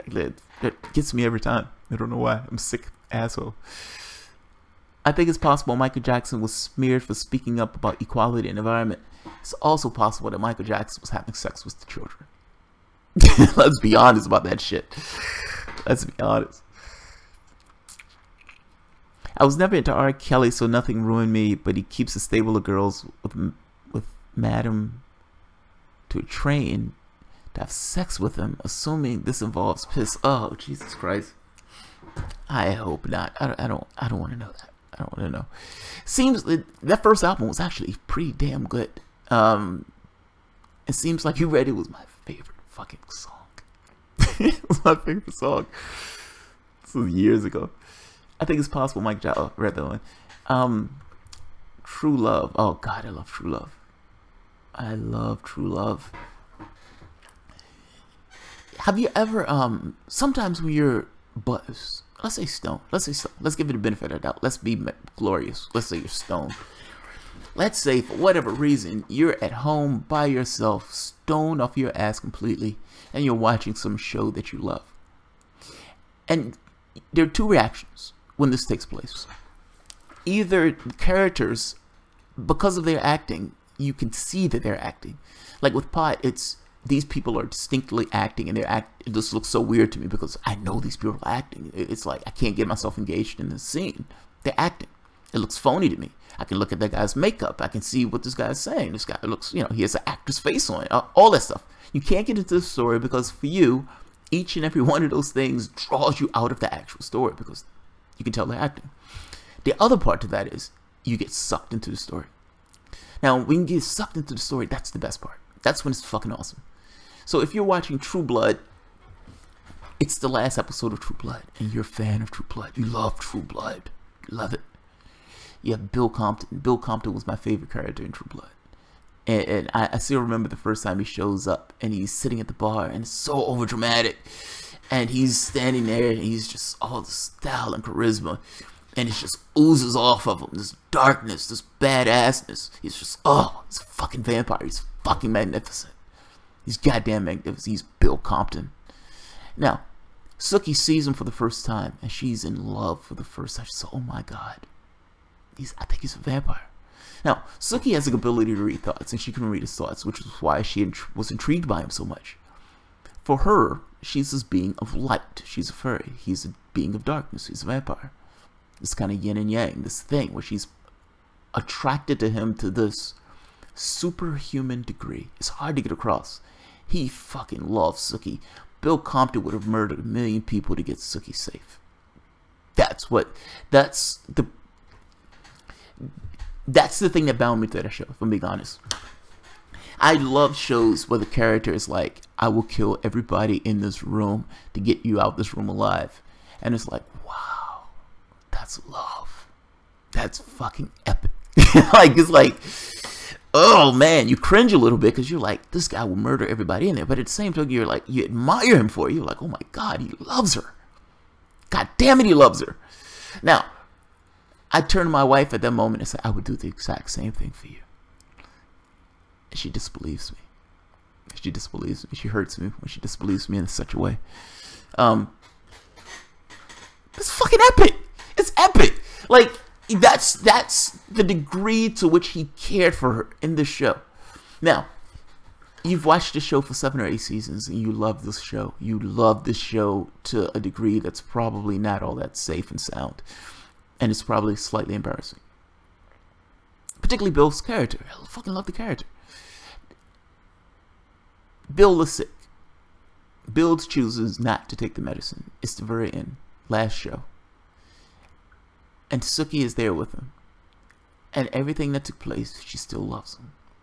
And she pleads for him to take the medicine. Take the medicine.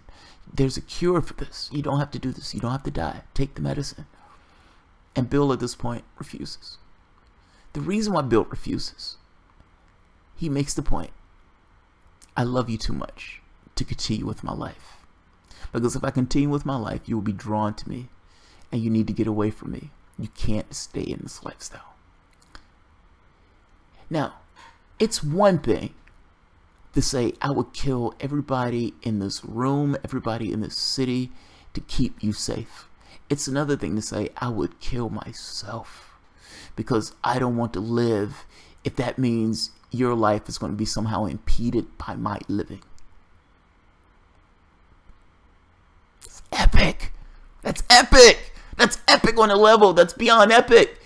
Now, Sookie takes a stake because this is what Bill wanted and rams it through his heart. And he explodes in a pool of blood. And she's covered in blood. And she gets out, broken and weeping. And yet, she faces a new reality, a new life.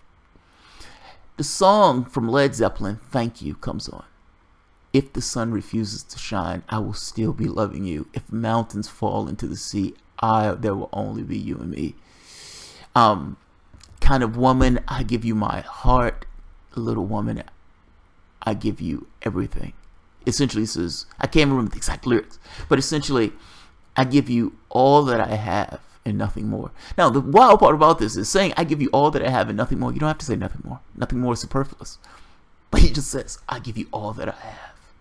Like, oh, I'm bound to the song Thank You because I associated with True Blood and I cannot get that association out of my head. To the day that I die, that song Thank You will be associated with True Blood. And I would love that fucking song to the day that I die. It's fucking amazing. It's fucking amazing how this stuff works. True Blood, I fucking love that show. I love that show. And yes, I chopped a lot of wood, but I love that show. You're killing it, Best Halloween, says I have no young kids to take trick-or-treating anymore. That's awesome. Trudy. My Chihuahua stands for my border collie pissing on him. Just stands there. You know the funny part? Pitsu, if Bo goes to the bathroom, Pitsu will be like, I can't cross it. I can't get through. So let's say if Bo goes on the porch, Pitsu would like, I can't get back home. I can't get back in the house. I can't get back in the house. You would have to literally go out and drag Pitsu into the house. He's like, I can't cross it. I can't cross it. I believe I can fly. I believe I can touch the sky. Yeah, he was touching something. Wow, that's love. Angel, really, that is love. That's fucking epic, man. If my wife loved me that way, we can conquer the world. We can conquer the world. That's love, man. People would like to kill, man. You're no exception. You just look for the right reason. Come on! Gardenom's being a hard ass. Gardenom's being a hard ass. Fair enough. I'm a product of my culture. I'm a product of my culture. And as somebody who, this aspect of me where it's kind of hardwired, this idea of like loyalty, this idea of this, there's a military thread in me. Don't get me wrong. Like, if when I hear military speech, I feel something. Like I am one of those people who get excited by those themes of competition and conflict. So don't get me wrong, it's there. I just think it's a failed way of going about, or a worse way to go about things. But from an emotional level, that shit is there. I'm perfectly aware of it. If my wife and I were somewhere, and she says, you see all these people here? I say, yeah. For you. Because I love you so much. If anything happened where there was a threat, I would kill everybody in this bar to get us out safely. Now, I don't believe my wife would do that. I don't believe my wife could do that. But say for the moment, my wife was some kind of being that she had the power to do it. Would I be turned on by that? Probably, yes. Probably, yes. Yes, probably yes. So Gardenom, you're probably right. Robert Pukere, oh, just like Jon Snow for Khaleesi when the zombies went through a dragon. Game of Thrones. Game of Thrones. Game of Thrones. Chivalry. Yes, chivalry. Yes. Do you think she always looked young for him? Who you talking about, Khaleesi? Oh, you talking about Bill? See, that was the catch, right? You talking about Bill Compton, True Blood. If she became a vampire, she was going to lose her light, meaning she would no longer be a furry. She would just be a vampire at that point. So Bill was kind of in this thing of, you will change, you will grow, you will die. What kind of life is there for us? If we're going to get together, you would have to become more like me, or I would have to become more like you. It was like you had this issue of trying to cross the divide, that she didn't necessarily want to give her light away. He didn't want her to give her light away. So it was an impasse. It's like, how do you square that circle? If she was never turned, yeah, she would have gotten noped. She would have gotten noped and died. Truly, I love Turkish TV series. There's so man-woman conflict, no touching. That's funny. What's the fun in that? Hollingsworth, my wife, she's here. Hopeless romantic. Almost all men have it, dude. It's part of human nature. We evolved out of balance. Bring it on. What is that? Sabretooth? Bring it on, Sabretooth. Robert Bouquet Ray. Aisha, Miss Thomas. Fuck you. I would mow their asses down. A synopsis. Jamal the psychopath. How do you go back to politics now? I'm not a psychopath. It's just, there was this, oh God, my wife loves anime. And in one of the anime series, the guy was a kid. And I know what it was. I know what it was, because she joked me on this. And she joked me on this. She thought it was crazy, but she joked me on this. The kid's mom comes in one day.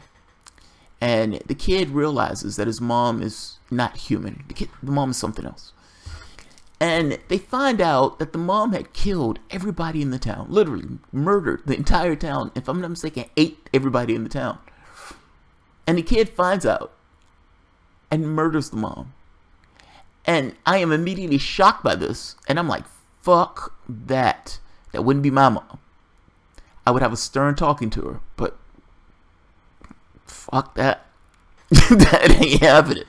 Now, Aisha, my wife was like, are you shitting me? She killed everybody in the town. I was trying to make it a point. That's still my mom. My experiences with her is not the experience of the person who murdered all those people in the town. My experience is of a loving mother that cared for her kid, going up from the time that I was, you know, whatever. I would have a talking to her. I would explain to her that that's bad and she shouldn't do that. But putting my hands on my mom, fuck that. For some reason, I just imagine men having super telescopic penises or peni with eyes. Liverpool hero, Aisha, get him. Gardno, Aisha's another one of them damn psychos. Exactly. I wouldn't kill my mom over that shit. That's right, Gardno. Now who's a psychopath? I'm sorry, if my mom turned into a zombie, I'd be more than talking to. Yes, still. Be stern talking to. This place is such a party. Yeah, we're all over the place. Robert Pouquet Ray, who stern talking to? Whoa, stern talking to. It's your mom. What are you gonna do? What are you gonna do? What are your allegiances like? I don't know those people in that town.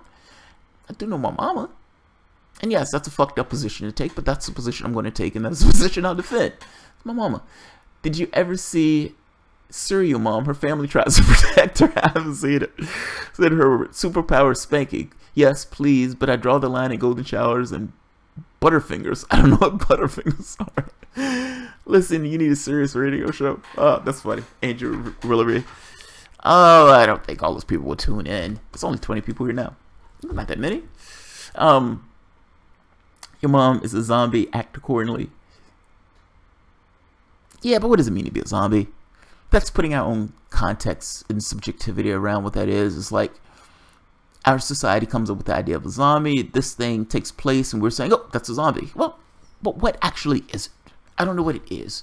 I'm not necessarily going to label it a zombie just because it looks and acts a particular way. I'm not going to use my own paradigm to define it. So no. No, I don't know what it is. That's my mama. That's what I know. That's what I know. If my mom is a zombie, I'm putting her down. Right, Gardno. Well, you guys are just disloyal children. That's all that is. I am not disloyal in that way. I'm not disloyal in that way. Save her from zombieism. That mom made a killer grilled cheese. What? That mom made a killer grilled cheese. Save her from zombieism. Again, I make the point that I don't know if she is a zombie. That could be our own, you know, belief systems that we're wrapping around something that we don't necessarily understand yet. I'm not gonna. If she's a psycho, she gets talking to, I might try to sequester her for a bit. In that particular show, though, I don't remember if she was a zombie, because she was still functional. It wasn't like she was It wasn't like she was this mindless automaton. She wasn't that at all. She was still a person. Aisha is using the term zombie, not in the context that you're aware of a zombie. It's not like zombie in The Walking Dead. This was still a person. This was still a person. Think of it like if your mom is a vampire. Let's say it that way. Your mom is a vampire. And your mom goes through the town sucking the blood and pretty much killing some of the people in the town. And you find out that they're like 100 dead bodies somewhere that your mama essentially ate, fed on, or whatever else. She gets to talking to. She gets to talking to. We try to find some way to work with the situation. We try to find some way to mitigate her bloodlust. You know, we'll work through it. We're family. That's what families do. That's what families do. You say that now, but when your mom is locked in the basement and you're feeding her bodies, let's see how you feel. Ugh. You're taking it to the worst case scenario, man. You're taking it to the worst case scenario. To be the Enriquez, REC was the best zombie Spanish. I haven't seen that one. I might have to check it out. Actually, I think I might have heard of it. I need to check that out. She was a zombie. Remember the episode she eating people? Not a vampire. Vampires are cool. Oh, vampires are cool. It's okay that vampires eat people, that they're zombies. It sounds kind of racist to me. That's what I mean, man. This is a lot of racist fervor being added to the zombie thing. Like she said herself, vampires are cool. It's okay that vampires eat and kill people. That's cool and sexy. They wear suits. Bill Compton. They're sexy, man. They're cool. Zombies are horrible. The zombies eat people. It's like, come on. Come on. If you're gonna be mad at one, you gotta be mad at the other. It's about zombies. Vampires are cool, but zombies are horrible. Work the situation. Nope. Feeding her raw pig. Exactly, Trudy. Thank you. Indeed, which is how you strategize. She can feed off bad people to make the world sunny and bright. That's an option. That's an option. You eat bad people. That's right. If she's a vampire, she's still in control, right, Garden? It depends on the vampire. She still has a bloodlust. I mean, yeah, she's still bloodlust. Don't take that guy's mom for dinner in a movie. Garden, no, vampires are demon possessed. You don't know that. That could be a genetic issue. Zen Herbert, sounds like class warfare to me. Forsaken, vampires don't eat people. Vampires do eat people. They just suck the blood. I'm using eat as a euphemism because they are putting their teeth and they are biting into somebody. So I'm using the term as a euphemism. But you know what I mean. They suck the blood.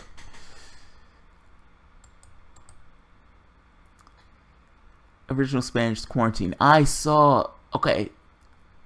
I think we even have that movie, not the Spanish version. Who determines bad people? I guess it will be between them two. They'll have to work that out. If it was me, I would send the bloodsucker after bloodsuckers. Conscience is clear. Make the world a better place. Now, the problem is, don't turn those bloodsuckers because those people are going to get worse and they're going to be there forever. But if you need to, you know, no, I'm not going to say that. That sounds bad. That sounds bad. That sounds bad. I'm not going to say that. Rabu Puke, zombies are hideous. You know what? I will say that. Fuck it. I would say, if you're doing things that is adversely and hurting people for some kind of economic interest, then you are a bad person. You're a horrible person. Just because you have a family, a wife, and kids doesn't necessarily mean you're not a horrible person. The decisions that you make when you're in Washington or in government actually have consequences. When John McCain is voting on something to bomb people abroad, whatever you want to think of John McCain's military record or anything else, John McCain just did something to try to kill people abroad. That's called murder. That's what that is. Now, just because these guys are in a suit, just because these guys are in Washington, just because these guys call themselves politicians, doesn't necessarily mean that what they're doing is not horrible and ghastly and is adversely affecting people whether they're here or abroad. Let's stop pretending as if the decisions that they make are separate and distinct from the things that happen in the actual world. So if I needed to send my wife after somebody bad, there's a lot of people to choose from. She would be fat and happy. She would be able to eat for hours and days and years on end. She would be okay. Zombies are like so hideous. They are. They are. They really are. Politicians would no longer be a waste of flesh. No, it wouldn't be a waste because you have somebody to be able to feed off them. Gardner, the original Blade comics were grim and not like the films. Oh, really? Well, the comic books tend to be a little bit more darker. Like The Punisher. I don't know how they made The Punisher into a television series. Those comic books used to be so fucking dark. I mean, he used to like torture and murder. Frank Castle in the comics is a fucking maniac. He's a lunatic. Think of Batman with no moral code that's perfectly okay with killing and torturing and pillaging in order to do whatever he's trying to accomplish. There's this awesome zombie version of I think it's like the Zombieverse or something like that. And all of these superheroes have become zombies. And Frank Castle, the Punisher, is still out. And as a zombie, he's still out trying to kill bad people. He's still out trying to kill bad people. The world is gone to shit, and he's still out trying to find the rich, the wealthy politicians and murder all of them. He is grim, man. He is fucking grim in the comics. If she was a vampire, I'd save her. Let me feed you, baby. Okay, this is True Blood. She's a joke. Okay. She's being slightly racist. On True Blood, there's... Oh, God, it's too much backstory. So, Tara started off the show as somewhat of a prick. Now, Tara had a difficult childhood, however. Her mom was an alcoholic, the town drunk, and Tara grew up with this blemish on her as her mom's being an alcoholic, the town drunk. She's friends with Sookie, because Sookie used to be able to protect her when her mom was losing in one of his alcoholic fits. So the mom understood and got better at a certain point. Even though she became super churchy, she got better. Tara became a vampire. Not intentionally. Somebody turned her. And when Tara became a vampire, there became this thing where there was this, if I'm not mistaken, it was a virus or something. So they didn't necessarily know which blood sources would be safe to drink. There's this rough and difficult scene to watch where Tara's mom is like, "Let me feed you, baby. Let me feed you, baby." And it's like, oh, it's just rough to watch. I don't know why it's so rough to watch. I dislike that woman like nobody's business. I couldn't stand that woman. I hated that woman. The way my mom disliked, oh, what's his name? What's his name? The one that was in The Color Purple. The one, "You told Hopper to beat me." I can't think of the name of the guy. Fuck. He was in Lethal Weapon with Mel Gibson. Can't think of his name to save my life. It'll pop in at some point. But that guy, my mom hated him. My mom, even when he was in other movies, my mom could not stand him. Couldn't stand him. And he played the role too well. In her mind, she was like, he played the role too well. He's that horrible, disgusting person in real life. There's no way he could chime into those feelings and play that role if he wasn't that way in real life. That's how I felt about that woman in True Blood. It was that bad. I could not stand her ass. And so seeing her in that scene, oh man, it feels like she looks like a crackhead feeding a vampire. And so it makes it just look rough to watch. Makes it look real rough to watch. Yeah, that's a tough one, man. That's a tough one. You were all down this rabbit hole way before I got here. No, I wasn't. Some of the freakiest undead were from Pet Sematary. Yeah, it was freaky. Danny Glover, thank you. Yeah, that was freaky. Pet Sematary was weird and spooky. Yeah, that was good. That was good. Garnome, you're right. I agree. Zen, that is hypothesis. Zen, that is hypothesis. Danny Glover. Everybody's telling me Danny Glover. Yes, Danny Glover. Yeah, my mom hates Danny Glover. She hates him with a passion. She could not stand him. She could not stand him. If she saw Danny Glover at McDonald's, she would hit him in the knees. Zombies be rounded up and exploited for labor if they were a reality, free to disease. Why you need zombies when you can exploit human beings? Exploitation is already...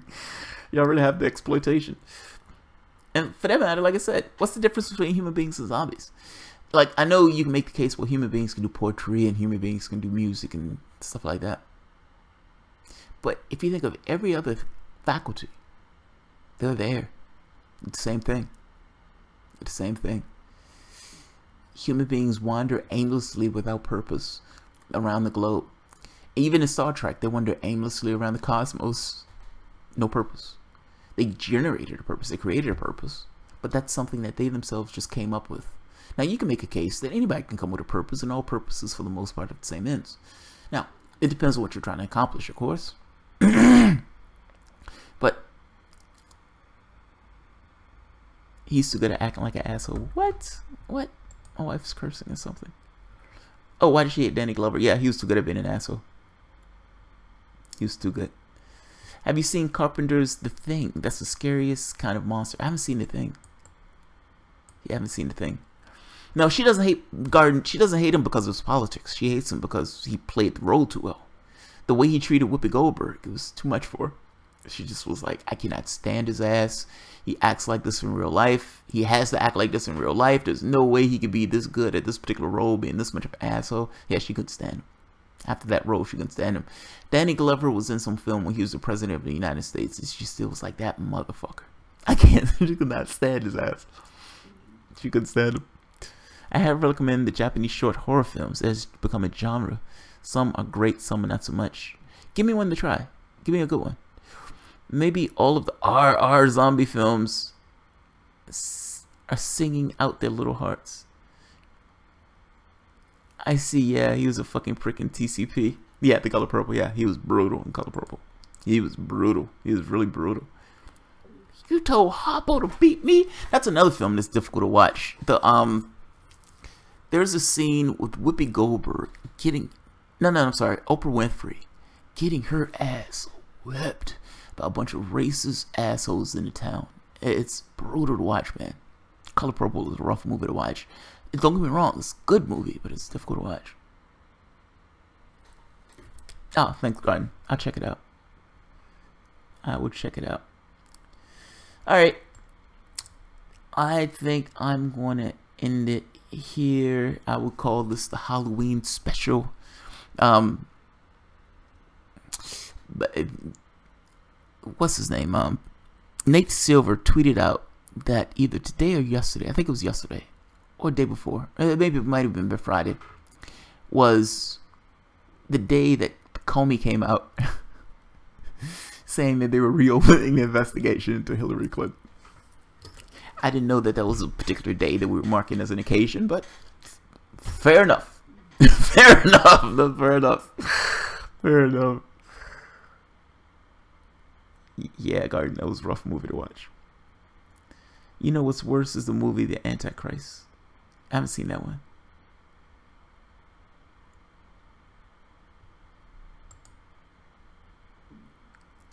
Django, yeah, man. Sam L. Jackson in Django was so fucking good at that role. But Django he's been in so many. But he was an ass in Django too.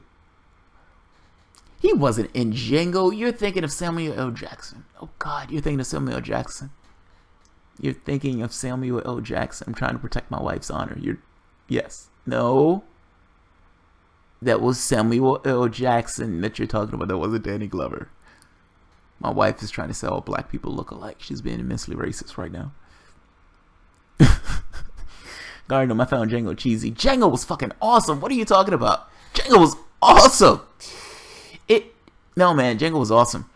It's the theme. It's, you know, whether you're talking about Inglourious Bastard or whether you're talking about Django, whether you're talking about Kill Bill. In fact, Kill Bill and Django were for the most part the exact same movie.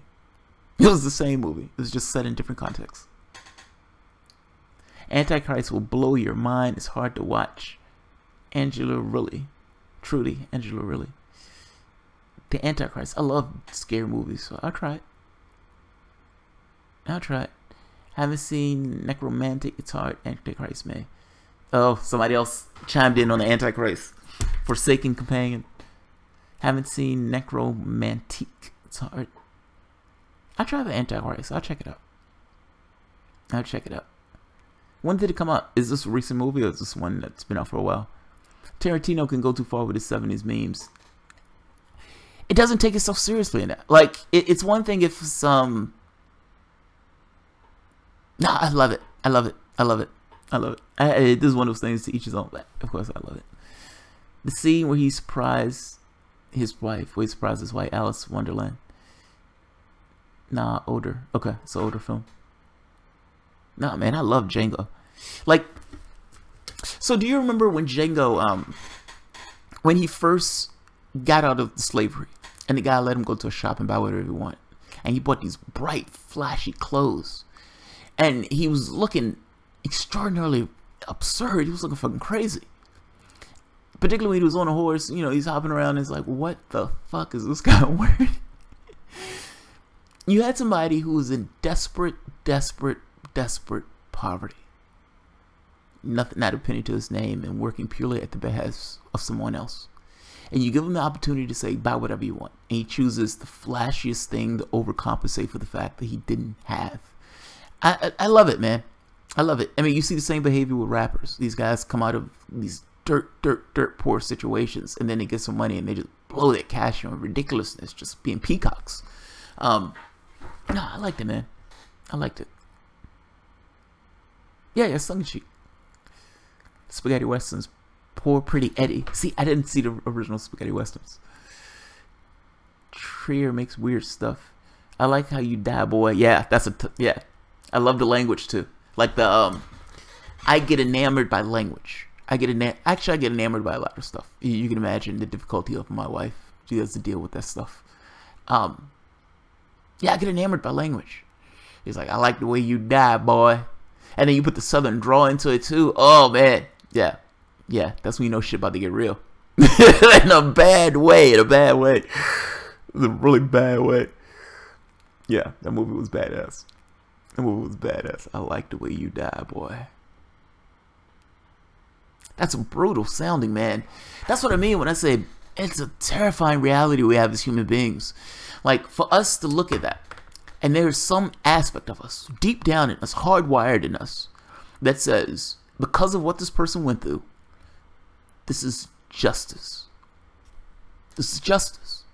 Like, what Django is doing is right based upon the context of what he's gone through.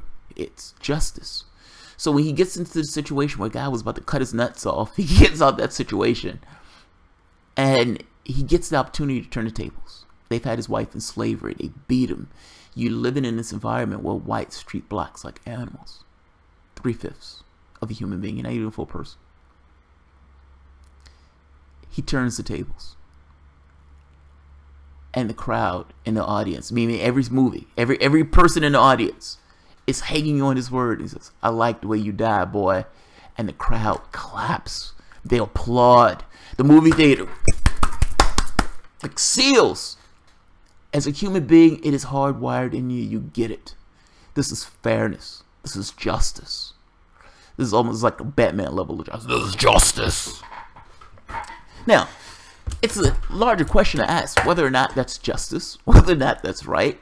Put all that stuff to the side, just from the standpoint of a feeling. People in the movie theater clapped. I would imagine it wasn't just ours. I would imagine it wasn't just ours. That fucking man. Being a human is a terrifying experience. For that to take place, by the way, this kind of emancipatory violence. My wife's gonna laugh. I love that word for some reason. She laughs when I said the word. But this kind of morally right violence, this morally righteous violence. Oh yeah, you make an argument for morally righteous violence, meaning violence that's in defense of or to rebuff. And look, in Django's case, to pay back. Now, as a human being looking at that, people feel, they clap. Yes, that is right. That is right from a God's level. That is right that he murders that man. And it makes it even better that he says the line when he says it. I like the way you die, boy. I like the way you die. That's that's a strong line. But B, I'm talking about the audience's reaction to it. They clapped, they clapped, they clapped. Something in us, man. I'm just making a point. There's a difference between violence that's used to kill and violence that's used to push back against. This kind of morally righteous violence. This violence of indignation. Of righteous indignation, by the way. Righteous indignation. People clap because they justified his actions based upon the context of which he was in. Now, that's a third-person perspective. Are there other parts around the globe where people have this kind of morally righteous violence? Of course there is. If you're going to look at Django and say Django is morally righteous to do it, are there other contexts? This is what I mean when I say it's fascinating from a human standpoint to see that, to clap and applaud, and then take that and apply that to our real world scenario. It's fascinating. It's fascinating. Is there morally righteous violence? If your country is heading for a cliff, if your world is headed for a cliff, if your world is on the blink of global collapse, is there such thing as morally righteous violence in order to stem the tide of sorts? These questions are interesting. That's all. I think the questions are interesting.